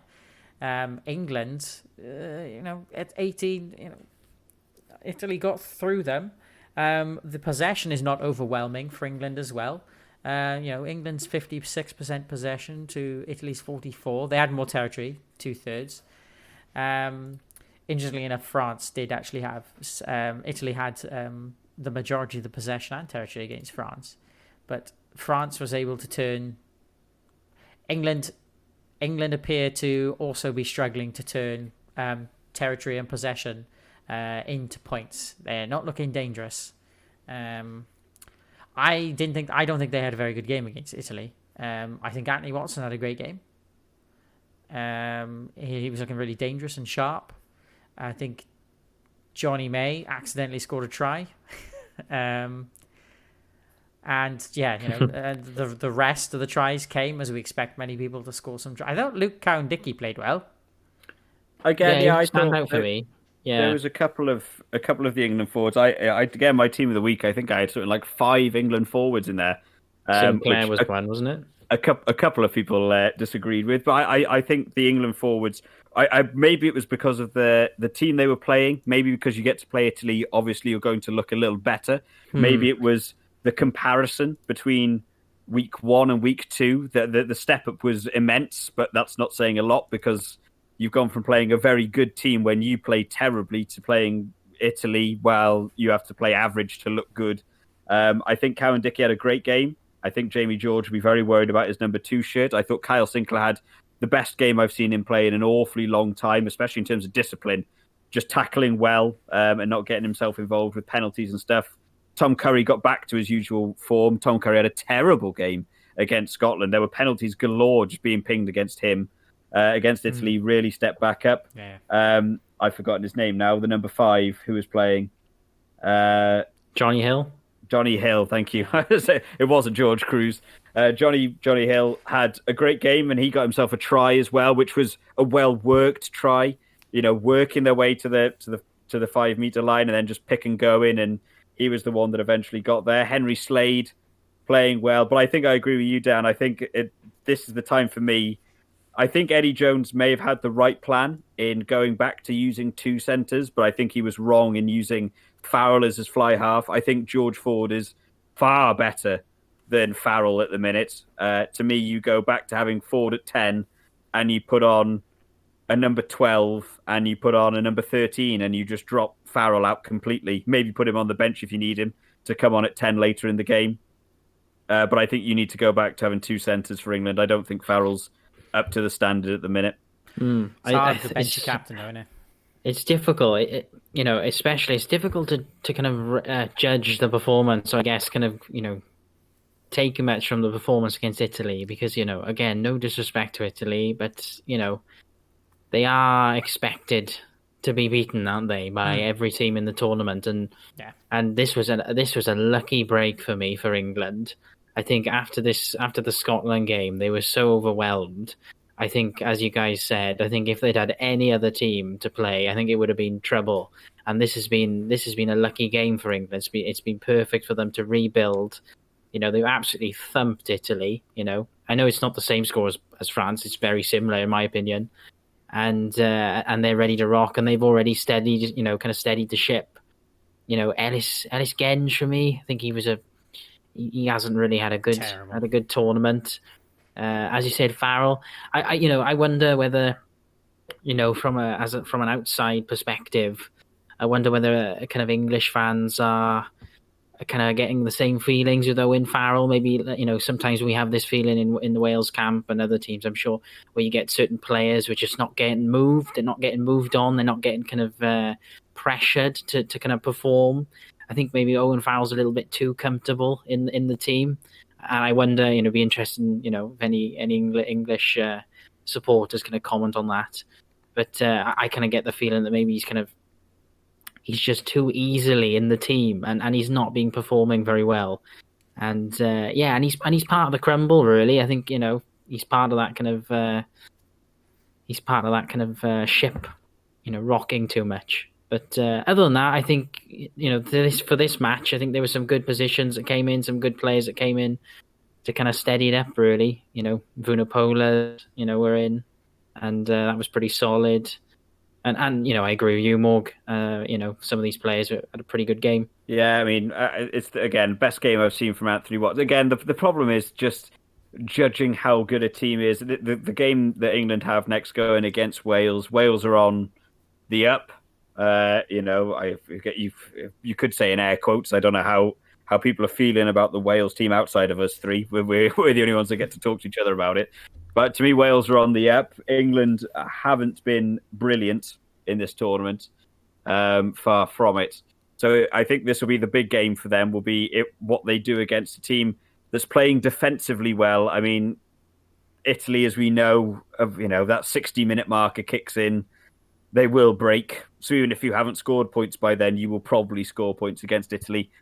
Plus, the Italian team is weak on the ground at the minute. They've lost so many players, that you would have in an Italian team, and almost every single England try in that game, it just comes from a bunch of people stood in blue shirts in a ball next to each other rather than being spread anywhere. So it's hard to gauge how well they've done. I mean, Anthony Watson had a good game, considering that, to me, Johnny May and Anthony Watson have not been performing well at all for a while. So I think that would have done their psyche some good to have got some tries in there and played better. But like you say, how hard is it to get 2 tries as Anthony Watson, in that game compared to playing France, in a couple of weeks? What's the difference? And until you see them doing exactly what they did to Italy against one of those teams, to me, I think it's hard to gauge the benchmark of quite where they're at the minute. He won't be doing that against Sean Edwards' defence. Yeah. Well, if someone throws that pass for Anthony Watson to intercept in that France team, I think someone's going home. I don't think it's allowed. Sean Edwards is your coach. He'll walk onto the field and send him home. He'll just take the shirt off, he put it on himself, and start playing where you should have been playing. Yeah, after he's beaten the player up. But why do England keep picking Johnny May? I know I picked him in the fantasy league because I always expect him to score a try, but off of the end of someone else's work, and far more someone else's work than his. And I know wingers are supposed to be finishers, but it doesn't. I mean, wingers are the finishers, right? So they do the last 10%. He barely seems to do the last 1%. His try felt like an accident. And I know you said this. Controversy around it, actually, as well. You said this. Is there really? Oh, that's interesting. Go on. Yeah, sorry to interrupt. Just to say that there's been a bit of controversy about whether jumping into the tackle was the issue with the try, or because you can't jump into a tackle, you can't jump vertically into a tackle, and it was an incredible finish, but he jumps as the Italian player goes to tackle him, and obviously he puts it down beautifully and really keeps himself in. But there's a question in law about whether when you're tackled, you're not allowed to jump due to the risk to the player's head who's tackling. And so there's been question marks as to whether that, again, it's one of those classic kind of sporty conversations, or should that have been allowed? But obviously he was given it in the end, and it was a stunning finish. But sorry to interrupt, Dan. No, that's fine. I mean, I think you said this, Mog. You seem to think, and I agree, that the only reason Eddie Jones keeps picking Johnny May is because he's very YouTubeable with regards to best of Johnny May, which tends to consist of about 5-second clips of him doing a try and ignores the 99% of the effort of the rest of the team. Johnny May, to me, the issue with Johnny May is he's a stats and video man, isn't he? He is the second all-time top try scorer for England, and every try he ever scores is, literally like he's going to go to the NFL soon. He's making himself a show reel. Everything is always an outstanding try from Johnny May. And I think the problem is that it's the in-between games that I think people forget about. If you said point out something good Johnny May did against that game in Scotland, he literally did nothing. He did nothing apart from drop the ball twice on an easy catch, from the backfield. That's just a standard thing everyone in the backfield should be doing. The problem is that when you have results like you get with Johnny May in half the games, I think a lot of people do a bit of a blank to the other half of the games. He's got 32 tries in 63 caps, which is a hell of a record. But the problem is, I think in those other 31 games that he's played where he hasn't got a try, I think he does very little. As we see ourselves in terms of, we're not huge stat followers, but in terms of the fantasy that we've been involved with, every time you and me seem to pick him at the same time, Dan, he seems to do nothing and scores 2 points as a winger, which feels almost impossible. No tackles. He was my captain. Meters, I think he was my captain this round. He was for mine. Italy. Because you expect him to get a try against Italy. You expect wingers to score against Italy. And I expected this one to be the highest scoring game for obvious reasons, because Wales and Scotland and Ireland, I thought those matches will be slogs. Which they wasn't accurate. But Johnny May got one try, right? Elliot Daly, Jack Willis, Anthony Watson got 2. He's supposed to be their star winger. Shouldn't he have like 3 of these tries, or at least 2? I don't get it. I look at it. You could put anybody in Johnny May's position and they'd score the tries he scores. Yeah, well, the other side for me is I can't really comment on it. I have no idea who the other options are. Is another thing for England. There must be. There is like 20 teams in the English Premiership. There must be someone on a wing that could take that position. I would disagree for a weird reason what you're saying then about the tries anyone could score. I think weirdly the tries Johnny May scores, it seems to be the tries only ever Johnny May can score, which really irritates me, because every time he gets one, you sort of sink into your seat because you're like, what was the one that he did against Ireland, wasn't it? I can't remember. Was that the Autumn Nations Cup or the last Six Nations, where he ran from his own half? He ran from his own half with the ball and chipped over 3 players and dodged 2 other players and ran the length of the pitch and got a try. And of course, everyone goes, "Oh, look at Johnny May! Look how well he's doing." But it's these shining star moments. It's a difficult choice, because when Johnny May plays well, he does play well. But when he doesn't play well, he is almost like there's no point having him on the pitch. But I have no idea in the England rugby spectrum who is the follow-up. Max Malins has come on a couple of times. They've chucked him on the wing. He hasn't managed to do a lot. Anthony Watson hasn't really been performing super well for me. Did well against Italy, but again, it's Italy. Kokana Singer, when he was in the frame, he was a big boy, but his defensive work was pretty crap, really. And then he sort of went through and acted like a forward in the front row. Jack Noel, I've never rated enormously highly. There's a lot of England winger names, but none of them are the standout players that make you go, "Oh yeah, him." I just don't get that feeling. I'm sure if you're an England supporter, you probably do. Everyone probably loves Johnny May, but I think from an outside perspective, I don't rate Johnny May highly, which is really hard to back up when you look at, yes, he's the second highest all-time try scorer for England. I don't. Okay, then let me try and put it this way. Maybe there's something to that. He can only do that 1%. He's the only one who can make that magic 1%. How about I put it to everyone here then, that when you need him to turn the game round, he can't do it. It feels like I don't recall a time Johnny May scoring tries when England needed to, because England were on the back foot. He didn't do anything against Scotland. He scored them against Italy. When we needed Zammit to turn those 2 games round, when we were chasing it, he turned them round, right? His tries were pivotal for Wales.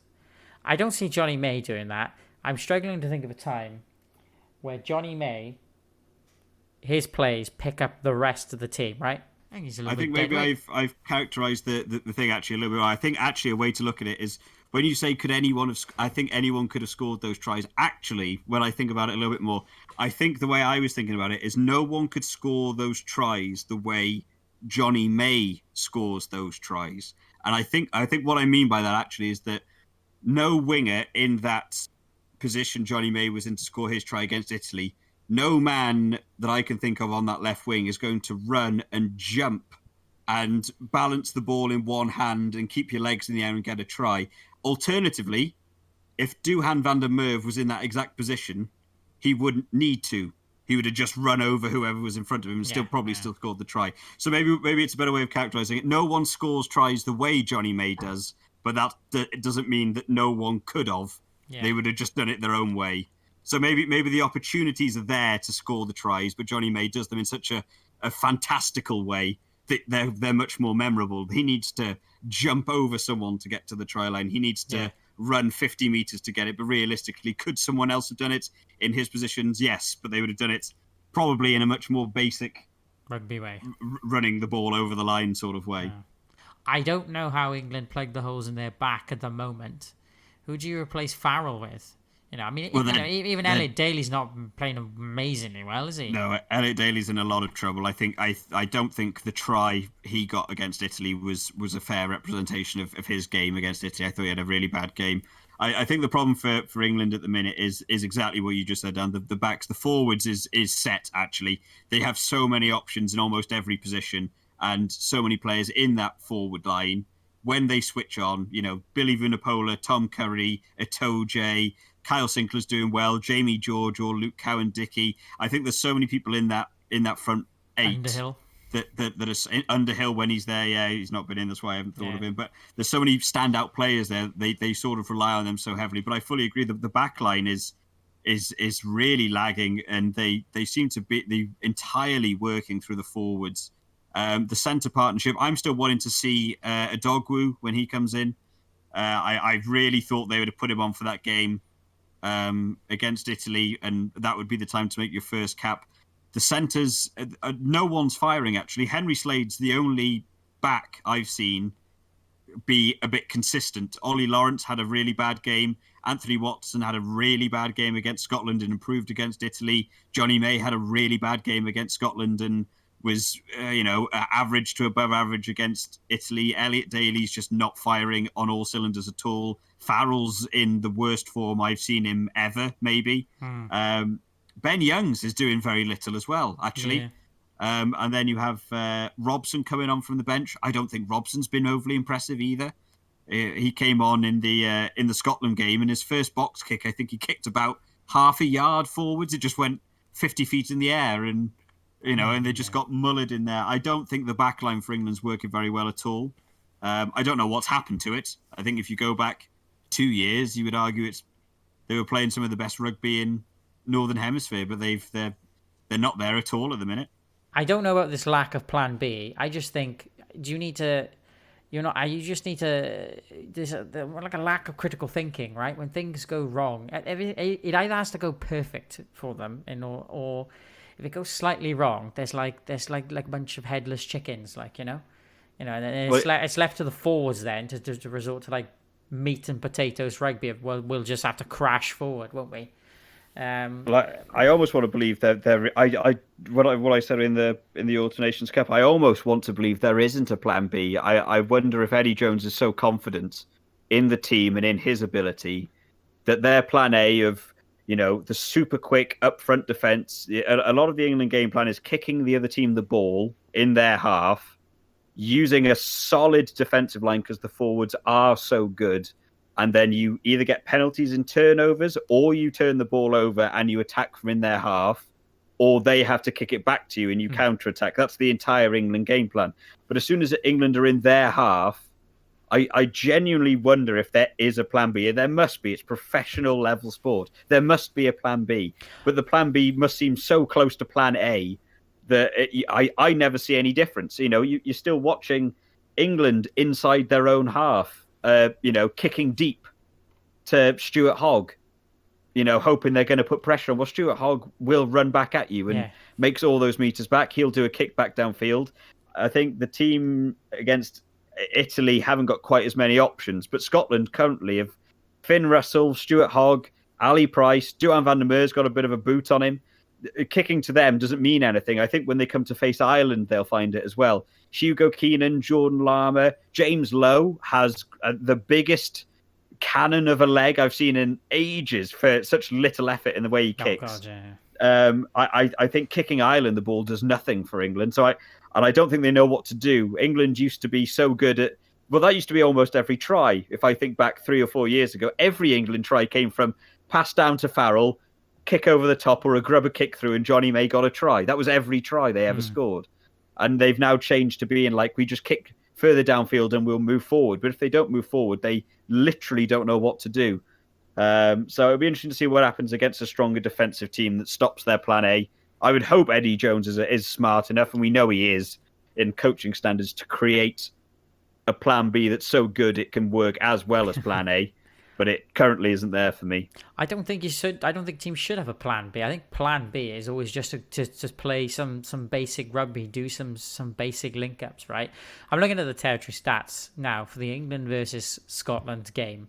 England had 30% territory and 30% possession. I mean, I think Scotland is just not playing the kick game, right? They're just like, we'll just run it and we won't give you the ball. And then what will you do?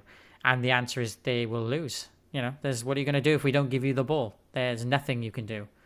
And England don't have that. And their key players failed for them in that Scotland game. Tom Curry had a poor game, so there was no turnovers. Sam Underhill's out injured, so there was no turnovers. Itoje got a couple of charge downs, but didn't really get any turnovers. So as long as you held possession and the England forwards don't do their job properly, it crumbles, because England need the ball to work their game plan initially. And if you never give it to them, then there's nothing they can do. And their team in that game performed at such a low level, they couldn't actually regain the ball themselves. So, yeah, it all fell apart for them. I'm really looking forward to seeing the England-Wales game, not just because it's England-Wales, but because it'll be interesting to see how both teams cope. I think the Wales defence is so solid, it should be able to deal with the way England are attacking at the minute.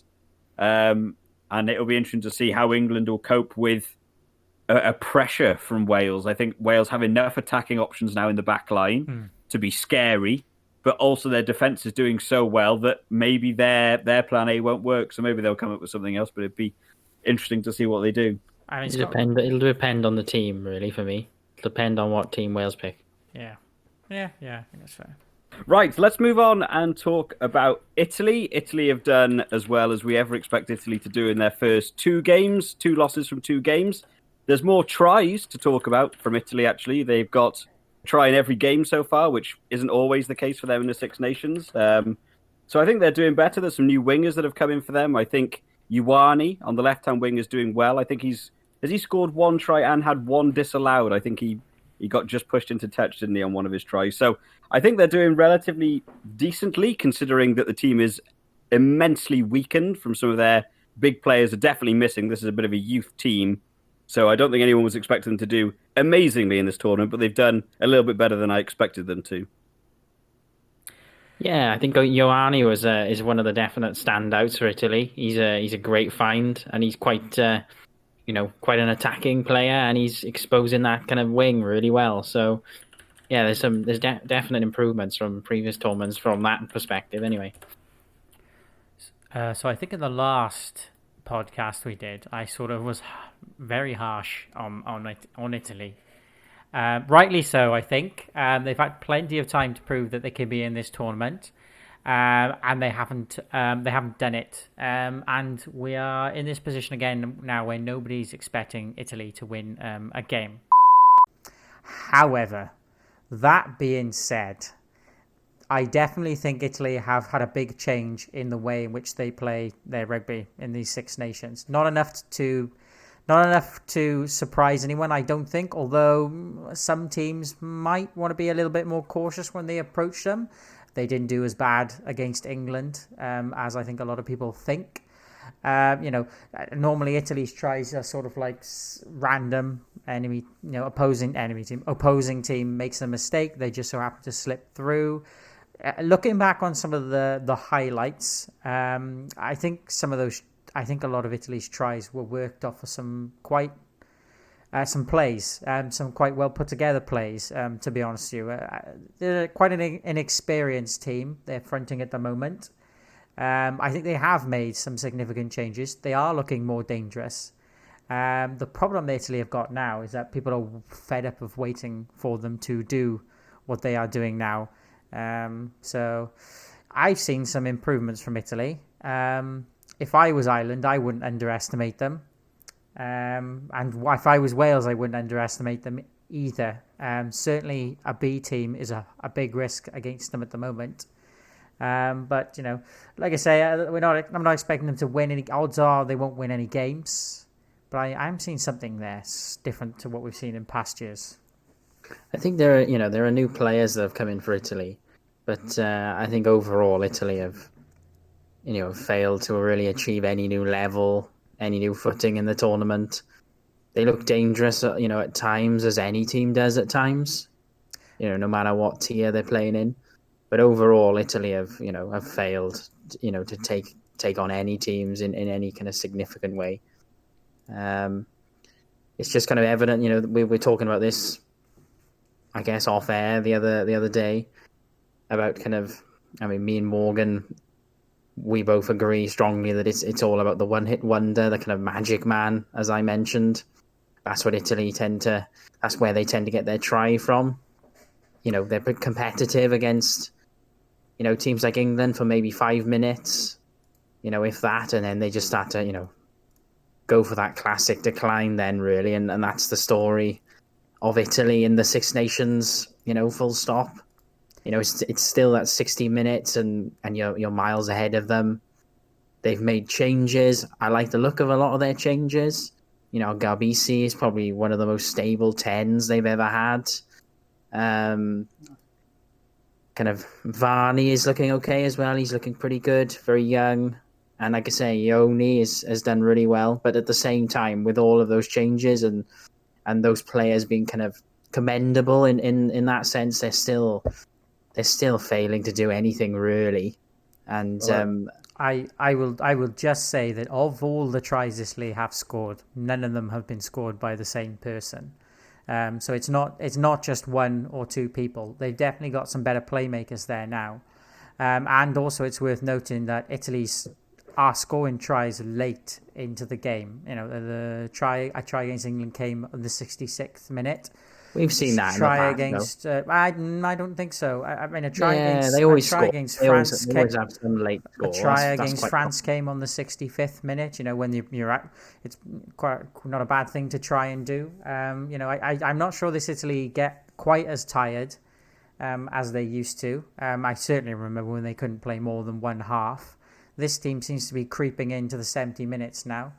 It's not enough for them to change any of the outcomes of the games of the tournament, unless some team really does seriously underestimate them. But I don't think there's a risk of that at the moment. And the reason why I don't think that is a risk is because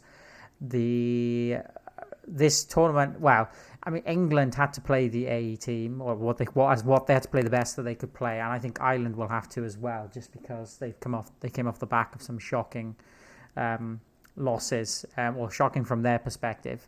And on top of that, of course, Wales will want to make sure that they win that game just to get 3 out of the 5, guarantee that they're going to get 3 out of the 5 games. So I think there's a lot of dynamics. There's a lot of differences to what there is normally, but the outcome will be the same. I mean, what you said about they're getting scores off different players is absolutely right. Although there are focuses on certain players, but they always they might get different players scoring, but it's always a very sporadic individual kind of play rather than a kind of consistent team play like other teams have. You play through all the phases and the like, and you get players into positions, whereas Italy it's typically from one player doing a crazy break or a crazy chip or a mad dash, down the line. Those are the sorts of tries they tend to get. And I've not seen one game where I've looked at them and after 40 minutes thought they're definitely going to win this game. No, I never thought that either. 60 minutes, they're absolutely out of it. You could even argue most of the halves are out of it, even though the scoreboard's quite close. They tend to go in 40 minutes. The scoreboard might be close, but I'd never put any money on them winning. I wouldn't. And that's the problem. That's the big problem with Italy. And this has been the same Italy that we talk about consistently. And I think it's really important to touch on the positives, because we can be too negative with some of these teams. I mean, look at the reaction, to Wales winning after winning both games. I mean, that can be so negative around that, even though we're winning. And I think it's really important to pick up on these names in the Italy squad. And there's no lack of effort from the Italians, and there's no lack of effort from the Italian coaching staff. It's just really, really difficult to see where they're actually making sharp, consistent improvements. Yeah, I think that's the problem. I take your points as well. I totally agree there. Yeah. I mean, I'll say one last. I'll say just one last thing. If you do take a look back, you'll see that Italy's tries are coming off the back of some not neat and tidy sets plays. Yeah, but there are set plays. It's not like, because you're absolutely right in what you were saying before. Italy, they're just like, oh my god, we got through. Let's quick over the line. This time they feel like they're trying to work them, and you can see little setups falling into place. Italy, for me, I think this is a tough year for Italy, because they've lost so many big players. There's no Caledri, there's no Bram Stain. They've lost Violi at the scrum half. They've replaced him with a 19-year-old scrum half. I mean, I'm sure all of us would have loved to have been playing rugby at 19, and none of us were ever going to get there. I think this is it's a harsh year for Italy. I think they did well, actually, in the Autumn Nations Cup when they had the strength team. We saw that game they had against Scotland. They led that game against Scotland for 68 minutes, and I think that's probably one of the best games of rugby I've seen them play. They controlled the game, they held possession, they worked their way up the field. People are playing well. They've just lost so many big names. They've replaced them with, names I didn't even know coming into this tournament. Ignacio Brex. Had anyone ever heard of him in our friendship circle? Maybe a little bit unlikely, maybe from a club game or two. I didn't know who he was at all, but he's been impressing me. But there are some people that are doing well. I think Ioane, again, someone I didn't know coming into this tournament. I think he's playing well. Garbisi's doing as well as he can do with the team around him. I think he seems to be the main attacking orchestrator, but just no one seems to be quite with him at the same level. Stephen Varney has made the most passes in the Six Nations so far. So, they're trying to go forwards. I think they've actually changed their game plan for the better. I think they must know they are a young team. They're a low-capped team. I think they've got the right sort of mentality. They're not really playing very defensively. Normally, Italy work their way through the forwards. They do an awful lot of mauls. They love their scrums. It's very slow, and they try and trundle forwards. And then if they're running back defensively, they just try and hold the line. I think they've got the right idea. They need to just understand they will concede points. Every team in this competition is better than them.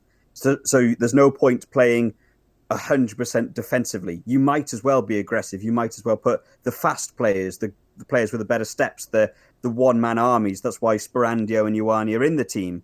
Bellini's recently been named that he's going to come back into the team with Zanon going out. So they are increasing the youth players. Again, it's like you said there before, guys, how many more chances do you get? They're not going to win a game, the Six Nations. I just don't see it happening. Will they win one in the next one?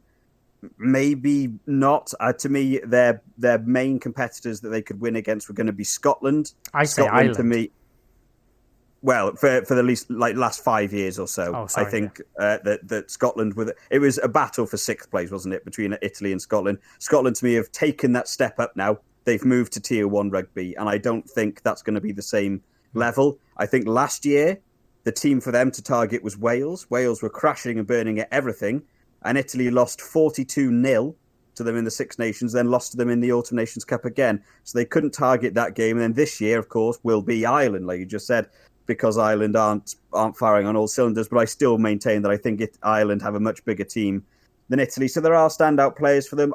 Lord only knows what's going to happen when injuries get recovered. I think if you keep in Garbisi. In fact, Stephen Varney's really impressed me. I much prefer Callum Brayley as a scrum half before coming into this tournament for Italy. But Stephen Varney's been impressive, and I think now Canna, Zanon, and Brex are a good 12 and 13 combo. You've got Ioane on your left wing. I think Bellini coming in with Sporandio on the far right. There's a couple of options there. The one person to me that's being a real chink in the armor for them is Trula in that backfield, who just seems to struggle so much. I'm not sure why there isn't maybe a better fullback in there.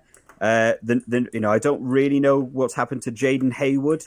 He used to be great for Italy in that fullback position, but Trula to me seems to be struggling to deal with the backfield game. Kicks coming over the top. He doesn't seem to catch any of them. They always seem to bounce in front of him and go all over the place. He's much better in attacking rugby to me. You move him onto the wing or something. I think he's struggling a little bit. But I think there are positives there. But like we've both said, it's how much longer do we give them to win a game where it's not like an upset? What game are they going to win where you sit there from minute one and you see them dictate a game? And I think we could wait a long, long time for that to happen. Yeah, I guess the kind of law of averages would probably suggest that they're bound to win eventually. But the trouble for Italy is that, the five other nations in the tournament on their worst days are still better than them. Yeah, I mean, the loss to England was pretty desperate. Again, that could have been another game they could have targeted. Even though it's England and the team they were going to put on was always going to be massive, we saw how England played against Scotland. And it wasn't good. It wasn't, tight-knit, and the team chemistry was poor, and their star players were doing nothing. And I think England went into that Italy game, knowing people were potentially going to lose their shirts if they didn't perform well. So they probably took a little step up. But for Italy, for me, that was the game you could have gone, you know what, guys, look at how they performed against Scotland. This should be a game. We should give it our all. This should be everything. And they didn't manage to do an awful lot in that game. And then, of course, that game against France. I mean, what was it? Was it 50-10 that game ended against France? Yeah, I think Am I right to say that? 50-10. So if you, again, this is, like we were saying, the one-hit wonders. I think the try from Sporandio was superb. I think he had not a lot of wingers would make that try happen. But the fact is that a defence, especially a France defence, should have dealt with that better. And that, to me, was they let the scoreboard get away from them. They stopped caring too much. And it allowed Italy to get a try. But if Sporandio doesn't be the one-man army on that right wing and do a fantastic try, that game ends 50 points to 3, which is, devastating in a first game. We knew France were going to win that one, obviously. But I think these markups of how their scoring's going is you could almost come down to luck. They do have skillful players, but when their team isn't quite fully loaded, I do think they're going to really, really struggle. I mean, I can't remember. Is it in the Six Nations? Is it New Zealand and France they've got in the World Cup? Sorry, is that their group? I think that was who got announced. And I don't want me to look that up. Yeah, so it's New Zealand, France, and Italy with the three people named for Pool A. They try every year to try and get through to that quarterfinals. Have they ever got through to quarterfinals? I actually don't know. I don't know my World Cup history. Here. I know. Well, I'm expecting you to know. That's why you brought onto the podcast. You're the stats guys. But I'm here to bring charisma. Oh, he failed. So what if we need any history done? But in my recent memory, anyway, from what I can think of the last couple of World Cups, I don't remember Italy getting through to a quarterfinal. Certainly not the last two, in my mind. So what pools would it take for them to be able to get through? I mean, maybe if they'd had a Japan and Fiji named, could they have potentially got through the pool there? Maybe, but even then, I think I would rate Fiji to potentially beat Italy. Italy Japan would be a good game, but overall, yeah, I don't think Italy are going to be there for a little while. I don't think by the time we get to the World Cup, we'll see Italy have a win. I mean, there's one thing I'd say. My final kind of note on Italy. I just say, there's, as I said before, there's no lack of effort. I think it's the fact that they turn up, even though they're losing 50-10 and 41-18, they still turn up and they still are motivated, and I think that's incredible. That's generally not meant to be patronizing. I think that is a credit to the Italian rugby team. I'm always disappointed for them. It's funny, they're always a team you want to see win when you're not when they're not against your team. That's me anyway. But yeah, fingers crossed for them. Alrighty, so we'll move on to the final team, which is France. I had France pegged to win this Six Nations in my big prediction that I did. I thought it was going to be a France Grand Slam. They are still on for that, but of course one of those games was against Italy. That wasn't too hard to call. But the game against Ireland was a lot closer than I thought it was going to be. I thought France were going to manage to escape with a little bit more of a win, but of course Jalibert didn't perform well. To me, France overall are doing pretty well. The team seems to have gelled very well together. Of course, they seem to have a bit of a mix-up of the last Six Nations team mixed with some players that came in that Autumn Nations Cup that are very low capped, and I think they've managed to work it very well together. I think Galtier's managed to create quite a strong team. They haven't needed to change an awful lot, which has been nice to see. It was pretty much the exact same team, played both games, bar swapping Teddy Thomas for Damien Penaud in that second game versus Ireland. So to me, I think France are pretty set. I mean, they're working towards the World Cup again. We won't go into the World Cup too much. I keep bringing it up, but they're going to need to have that team ready, coming up against New Zealand in that World Cup. And I think they're on the correct building blocks. The coaches created a strong team that's working very well together. Plus, they're missing people like Entermac, who could easily come in and bolster the team even more. And I think with Sean Edwards behind them, they're going to have a solid defence for the rest of this tournament as well. I mean, the defence is looking as solid as it was in the autumns. Dupont is playing very well. I mean, aside from the last game, Jalibert's doing a very good job with the kicking while Entermac is away. Is there any news if Entermac's even going to play this tournament? I think he was out with a huge injury, wasn't he? He was meant to play in the first game in the Autumn Nations Cup when they got delayed because of their whole COVID thing. But he went back to playing for club level and I think really damaged himself. So I think he's out for the whole tournament. I mean, I can't remember. Did France play? It's really hard to tell at the moment because every rugby pitch looks the same without the crowd shouting and waving flags in the background. Did France play Ireland in Stade de France or in Dublin? It was in Dublin. It's their first win in Dublin in a long time. It was some sort of record broken for them as well. Oh, okay. To beat Ireland in Dublin. I think overall the team, again, even areas where I used to consider France to be a little bit weak, players are really stepping up. Cyril Bay at number 1 is playing well. Marchand at 2. In fact, most of the front row are doing well. That was always the area for me where you target France at the scrum time. They always had one good scrummager somewhere. I mean, we all remember the infamous, 106-minute game or something between Wales and France, scrummaging on the 5-metre line. But there was always the one good scrummager and the rest of the team could fall apart. I think they've got 3 good scrummagers. They will be ashamed to miss Camille Chat, but I think Marchand's doing well in the hooker position. And then, of course, going along the back row as well. Olivon, we all expect Olivon to play well now. I don't think he had the best first game, actually. He played a little bit subpar in the first game, but he stepped it back up for the Ireland game. Aldrit, who wasn't even going to be in the team at one point, he was cut from the team, but he's managing to hold out that number 8 shirt. Like we said, Dupont doing well. Jalibert stepped up. I mean, if you go back a year and a half ago, I think a few of us probably wouldn't know who Jalibert was with Entermac running the scene. So he's doing well. Teddy Thomas played well, of course, in that Italy game. We expected him to do well in that Italy game. Dulan has been impressive for me. Pullback. I think he's actually secured that 15 shirt now away from Bouthier, which is hard. Bouthier was solid for France, and I think Dulan's just coming in, just been better overall for me. Yeah, he's very good, wasn't he? I thought he was very slick against Ireland, very calm and just doing what he needed to do, really. I mean, backs for France are playing extremely well. Interestingly, France didn't dominate territorial possession in either games. Bit like Wales at the moment, waiting to strike. Clearly just letting the enemy team wear themselves out before breaking out. Yeah, right, like a snake, coiled viper. Yes, but no, France's backs are doing very well. They look very, very dangerous. And it was interesting. I called I don't know about you guys, I called the score, I reckoned about 25-10, around about that. I can't remember exactly what I said, but I thought it was going to be a little bit more of a convincing win for France. Over Ireland? Over Right. Ireland, sorry, I'm looking at the Ireland thing right Yeah. now. That Over to me came Ireland, down to just Kicks. came down to kicking for me. Yeah. Jalibert, what did he Yeah. miss? Like 4 kicks or 40%. something? His kicking rate Yeah. is 40%. So Yeah, you so know, terrible.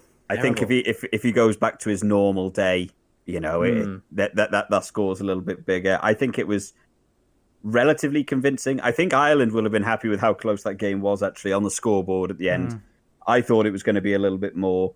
I said 40 points for the Italy game, and it was bang on 40 points. The Ireland one, I can't remember what I said in my video. I think I said France by 10. Which I was away off. What was the final score? Was it 1 point difference in that game? 15, Actually, 2 13. points. it was 2 points. But yeah, actually, it's quite interesting to go through some of the stats for France. They're nowhere near the top in any of the sort of key areas you'd expect. They are top of the board for total points. Jalibert's on the most points in the tournament.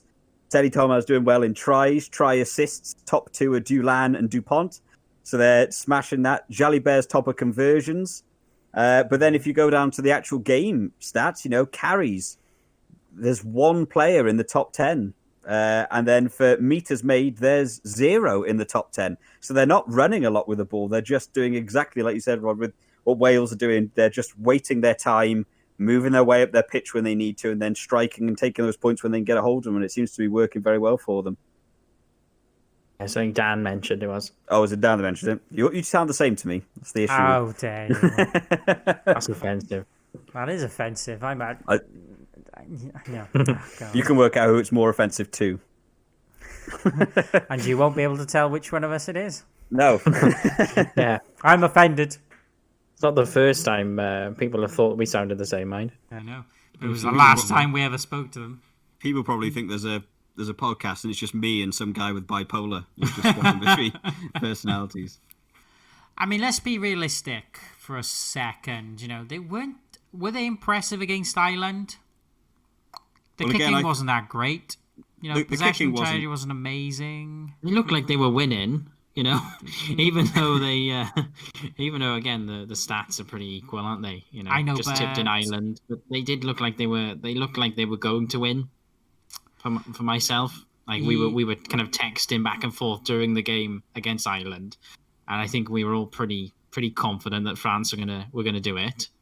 I just thought they'd do it by more points. I just think everything for them just went to plan is the only way I would describe that Ireland game. I think everything they wanted to do, they did. I think the only thing that really let them down, of course, was that kicking. The kicking stat throws so many other views of that game out the window because that game could have ended 15 points difference and then you'd say, yeah, they smashed that game, and it's all because one man misses kicks. I think overall they did. I think their set plays went exactly how they wanted. They struggled, actually. I think Andrew Porter had a great game in that France game.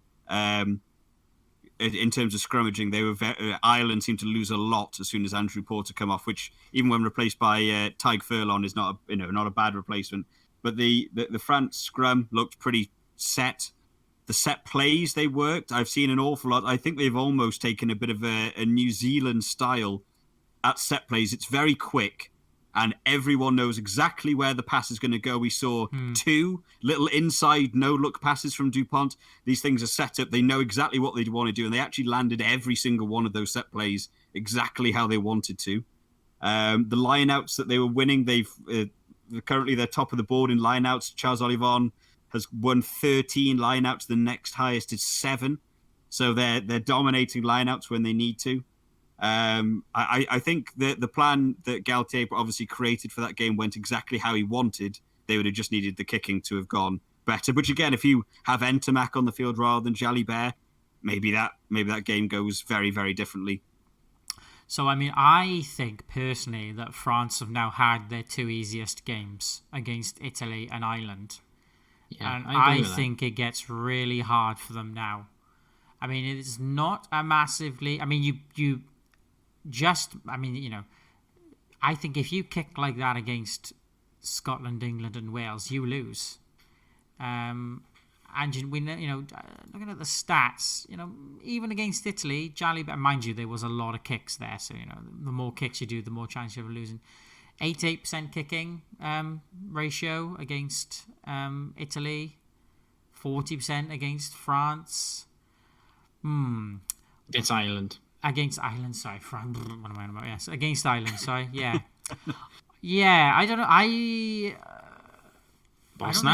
don't think France have gotten worse. I think Ireland have gotten worse, but I think Wales, England, and Scotland. Well, I don't think England's gotten any better. I think England are about where they were in the autumns, slightly down because of the injuries. I think Scotland and Wales have gotten better. I might be, I might be worried if I was France, going up against. I mean, who have they got to play any? Have they got any? When's their next home game or away game now for France? Although I suppose I'm not sure the stadiums are mattering too much at the moment without the crowd. Yeah, so far I think it's Scotland almost next.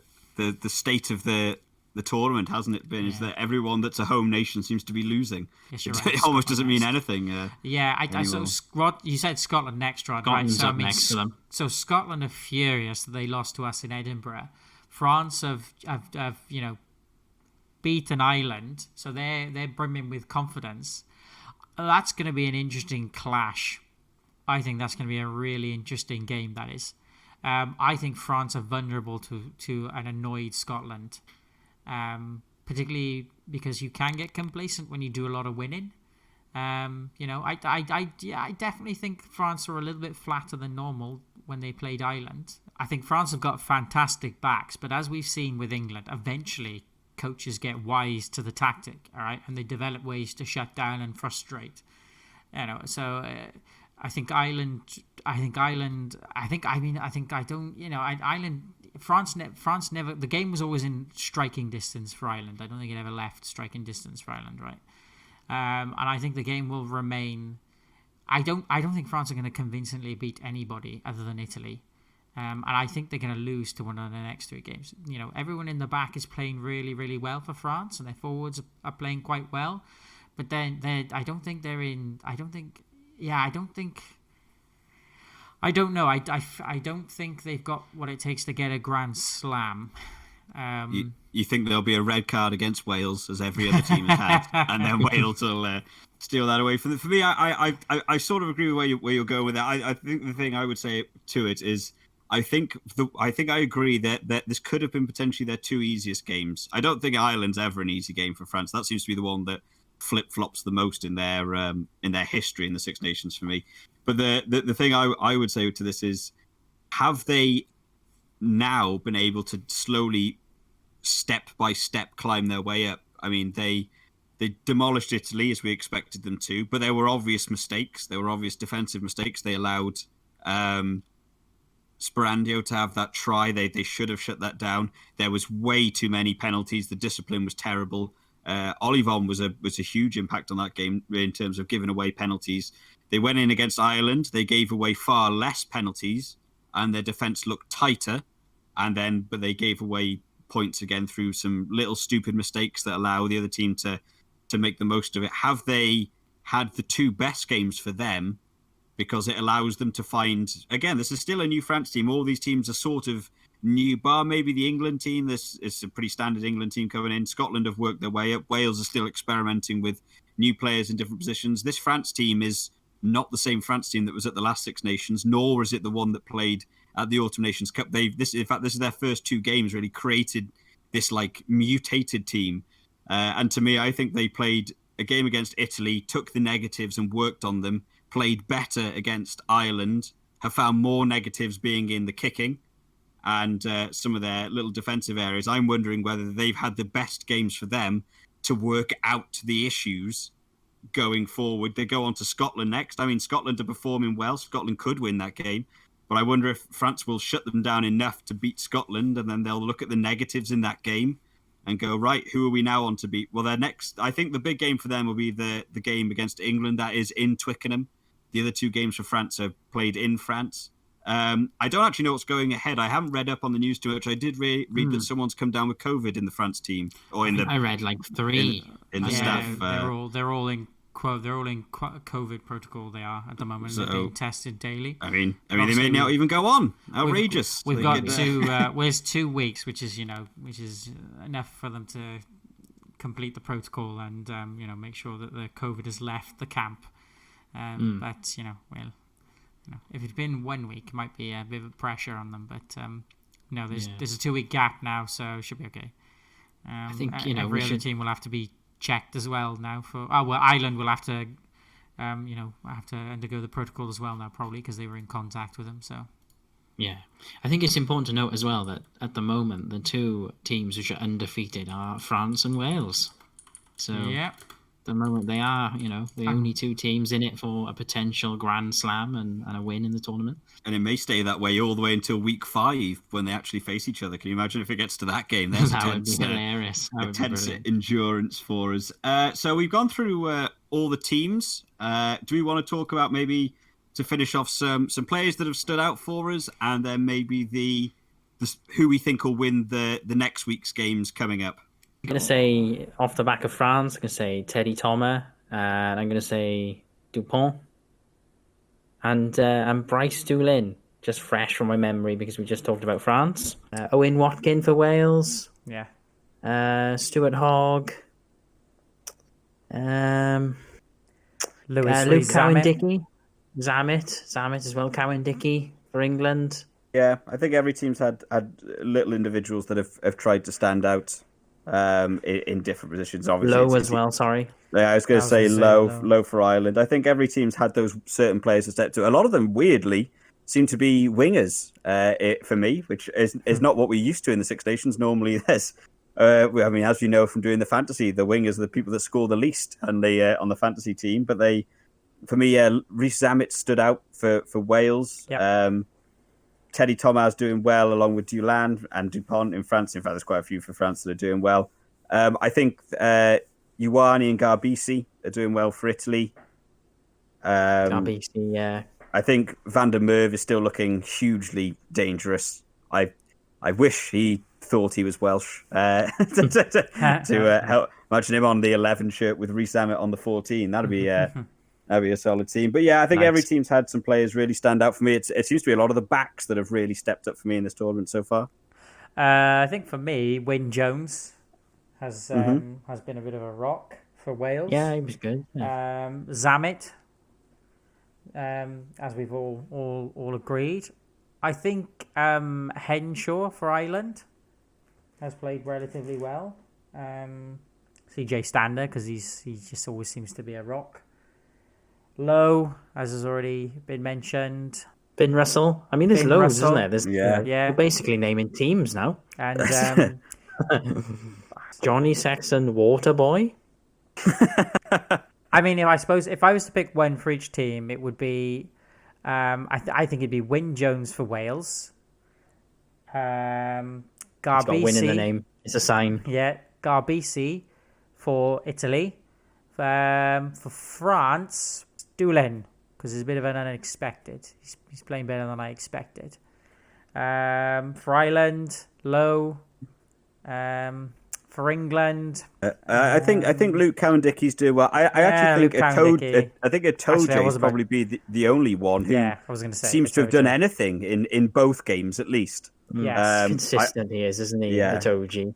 I think there's a couple of people you could look at in that England team from the Italy game, but like we said, it is Italy. Everyone's going to look good. Like Tom Curry had such a good game against Italy, but you compare it to the Scotland game, they didn't do well. But Itoje was the only one to me that stood out in both games as having an all right to averagely good game. He charged down Ali Price a few times in that Scotland game, but in all honesty, he was targeting Ali Price, wasn't he, in that game? Yeah. But he was on him at any time. And I genuinely, in that first game against Scotland, there's very few I think you could talk about as a super positive light. I think it would have to be Finn Russell for me for Scotland as well, just to end on that, because I feel like he's controlling that attack very well. I think there's a big difference between Scotland with Finn Russell and Scotland without Finn Russell, and we've seen that in the autumns and the Six Nations. Is Duncan Weir injured, by the way? No, he wasn't picked. He's just not picked. He wasn't picked, because Finn Russell's back now. So I get that, but I thought Duncan Weir he did well. had a really good autumn Nations. I'm a really big fan of Duncan Weir. I think he was solid, but Finn Russell is better. I think I think you can see it. Scotland's attack is better. Man, I mean, you'd want him on the bench, though, wouldn't you? They've got consider I would be a little bit annoyed if I was Duncan Weir, because I think Adam Hastings, of course, took over the duties with Finn Russell was finishing a bottle of whiskey every night. That's right. So Adam Hastings came in, he went out injured, and Finn Russell came back in. Finn Russell went out injured, and Duncan Weir came in. And I genuinely think Duncan Weir steadied the ship a lot in that Scotland team through that Autumn Nations Cup. And then the final game they had, they brought in Van der Walt, who played well on his debut or second cap, whatever it was at that point. And he was fine. But then to come into the Six Nations, and Duncan Weir has been basically dropped, and Van der Walt is sat on the bench every week. And you think that's I would feel a bit hard done by if I was Duncan Weir. He came into the team and held his own. He didn't exactly come in and have a bad game. I'd expect you to be removed at that point, but he certainly had a better Autumn Nations Cup than Biggar and Sexton are currently having in the Six Nations.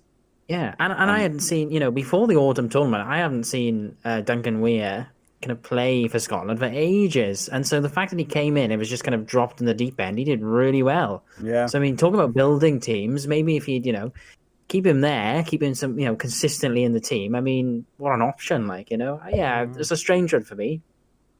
What's with all these vans in the Scotland team? I thought it was supposed to be. I mean, as somebody with a Dutch partner, supposed to be it's just van this and van that. It's crazy. It's supposed to be muck in Scotland, just like it's Jones in Wales. What are they doing? Not conforming to stereotypes. So as a bit of a curveball, I know we said we're going to just finish off also, but one thing I did think it'd be fun to bring up: who's playing the worst in the tournament for you? As one player who stood out as the absolute worst so far? Owen Farrell. Eddie Jones, easily. No, yeah, that's a good one, Dan. You go for that one again. Farrell has done nothing. What is it? He's not kicking properly. He's not linking up. He's not controlling the attack. He's just like standing around wondering where he is. He's playing terrible, and unfortunately it's noticeable for players that play really well and then don't play really well. And that's a massive one, isn't it? That's a massive name to be talking about playing badly. Yes. So I mean, you can't drop him because he's the captain. Nobody else. I mean, close second has got to be he was benched, but I think if Sexton started the tournament off really bad, feel like if Sexton was still playing now, he'd be right up there with Farrell. I was incredibly unimpressed with what he played in the Wales game. Well, Ellis Genge, I mean, not to pick on England, but Ellis Genge, I thought he was pretty rudderless, I think, with the first game. And the second one, didn't he? I think it was pretty poor performances. We mentioned Trula for Italy. It's something you've talked about a lot before, Morgan. I really agree. He's a kind of a bit of a weakness, isn't he, down that kind of channel? I think he's fine if he's on the wing. I just don't quite understand why to me, that's like putting, I don't even know who would be a good comparison. It's like putting Johnny May at fullback. It's like, just because you think they're good in one position doesn't mean they work in another. And for me, Trula hasn't worked. You stole mine, Rod. I was going to say Ellis Genge for me has played terribly for me since he came on. I'm trying to think. And in fact, there's a couple of teams that have very few players that I think haven't stood out. I mean, someone might say people like Xander Fagerson for getting a red card, but that doesn't mean they've played badly. They make a single mistake and it costs them their tournament. I think most of Scotland are looking strong. I can't even pick out off the top of my head one super. Oh, Gary Graham was probably the weak link for Scotland. He seemed to be a little bit all over the place during the Wales game. Hamish Watson had a less good game in the second performance, maybe more of a quiet performance, but against Wales, but still wasn't bad. Yeah, I think the day Hamish Watson has a bad game is the day Scotland really fear. Yeah. I think Hamish Watson. I was just gonna say as well for Wales. I mean, two for me, and I know this will sound like sacrilege, but kick him off the podcast. Liam Williams and Lee Halfpenny for me. Liam Williams obviously scored a try, but they're two players for me which they aren't at their prime, and maybe there's a bit of room to move people on, and bring some fresh legs in. And Liam Williams is getting sloppy with the discipline. I'm really worried. I'm concerned that Liam Williams is going to give things away. I mean, he got away with that kind of yellow card elbow, recently, but he is becoming a bit like that. Even if you watching him in the Pro 14, his discipline is getting poor. And Halfpenny, at times now, whereas before he was the star who could catch every high ball, I just And feel he's kick getting every really kick. bullied. He's getting bullied in the air with that high ball now. So I don't know. I'm not saying they were disasters. I'm just saying that I felt their performances weren't the best. Yeah, I think the old school Wales are really beginning to show the cracks now. I agree. Liam Williams and Halfpenny aren't at full stretch anymore. Dan Bigger has had a poor tournament so far. Gareth Davis has had his terrible grubber kick from off the bench in the Ireland game, and then he was hooked off at 48 minutes or something in the Scotland game. Taken off quite early. And Bigger, wasn't he, with Bigger? Yeah, they aren't doing well. Alan Wynne had a great first week and just decided to stop it and decided to have a really bad second week. I think some of the old guard are hanging on a little bit too much. And if you're not in form, I think it's the right move to take people off. We were all sad to see Dan Lydiate go, someone who's come back into the team based on form. I think George North, who I've spoken negatively of for the past couple of years, has turned himself around. It's just a shame he's had to miss games because of his eyes. Yeah. Sure. But yeah, I think some of the old school Wales players need to start thinking about wrapping it up, and maybe Pivac starts finding some new players in, because everyone that he seems to bring in from seemingly nowhere seems to be amazing. Yeah, it seems to definitely put their hand up, isn't it? Their hands up. He was like that at the Scarlets, though, right? You'd bring in these people, and you're like, who? And then you're like, and they're like, Tyburn was one, former pizza delivery man, basically. Yeah, he liked. And Liam Williams was a scaffolder. I mean, when Tyburn delivered him that pepperoni, I like the way you delivered that. Want to play? Want to play for the Scarlets? I like the little instep there as you came up the garden path. You're in. Right. Well, we've gone through all the teams, so let's finish off with who do we think is going to win round 3 in each of the games? Take us through the rounds, Morg. I can't remember, and I haven't got it in front of me. So round 3 is Italy versus Ireland. So I would call Ireland for that one.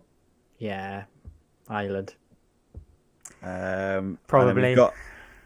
Then the second game is Wales versus England. So I have a kind of caveat here. I need to see the team as somebody who is, at the moment. I'm at top of the fantasy board, so I'm happy with that, and I'm going to lose it, I'm sure. But at the moment, my policy is going to be I need to see the team first. If I see Josh Navidi, if I see Thomas Williams, if I see Callum Sheedy or and the likes and other players come back in or take the positions, I'll actually tip Wales. If the team looks similar to what it's been looking like recently, I'm going to go for England. So I'm actually going to have to see the team first, and I'm going to do this. I'm going to actually postpone this prediction. Look at him. I can't make the call. What about you, Dan? Who are you going for? I think the impact that the substitutions had against Scotland means that Pivac is going to have more free reign, not to just pick the usual bunch.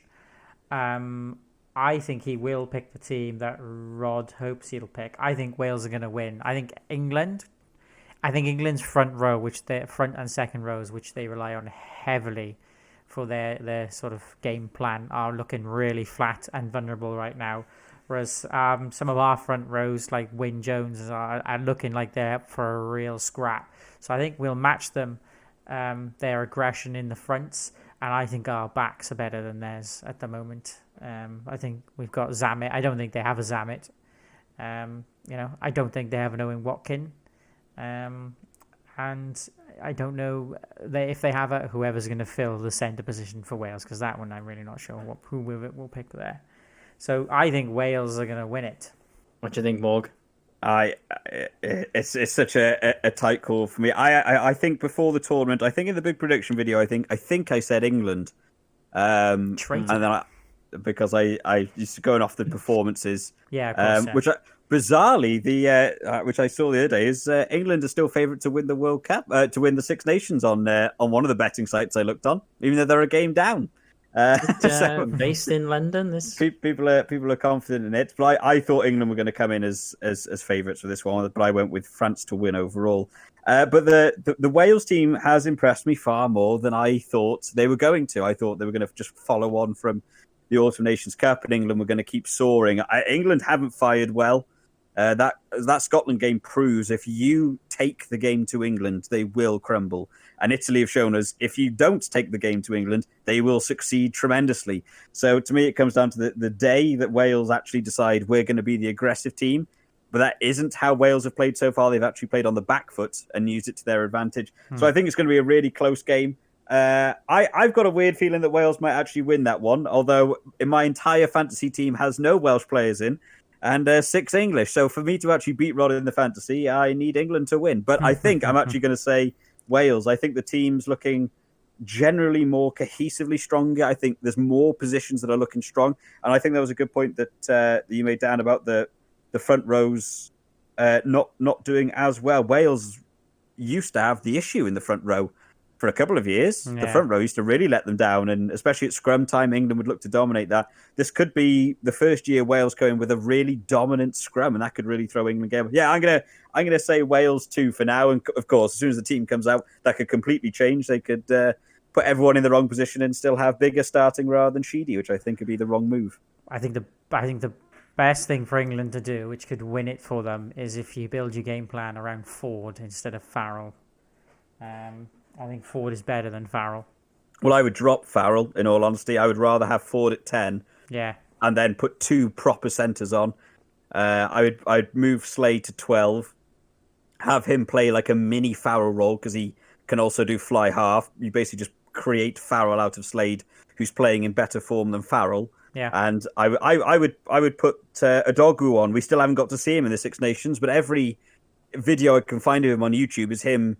Even if he's not scoring a try, he's taking 4 men with him in a tackle. And that, to me, is where Wales really struggle, those big players that you have to throw multiple people at. I think if England pick their team correctly, it can be an England win. But it's Eddie Jones, and I know how much he loves Farrell. I just don't see him dropping Farrell, and I think it could be their downfall. Yeah. I can't see him doing that, yeah. Soul to play for. I've sat on the fence. And then the final game is France-Scotland. France. Rod was confident. Yeah, France for me. I'm going to also call France, but I want to call Scotland now. Can I change it now? But I wouldn't actually be surprised if Scotland won it, in all honesty. I think the Scotland team. Oh, Dan's mixing it up. There we go. I think Scotland could arguably have the stronger team. I think they just need to get it together. Sorry, I think Finn Russell's kicking can unlock that French defence, like it sort of did for the Wales team. Wales will eventually, with the subs and everything that happened, were able to fire back and reclaim the lost ground. I'm not sure France can do that.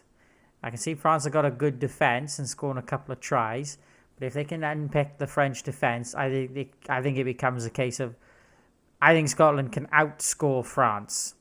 I don't think France will be able to hold Scotland back and grind them down. I think Wales. I think the game Scotland played against Wales proves that you can't hold Scotland back. You basically just have to take it to them. Well, I think Scotland need to input the same game plan they had to play England with.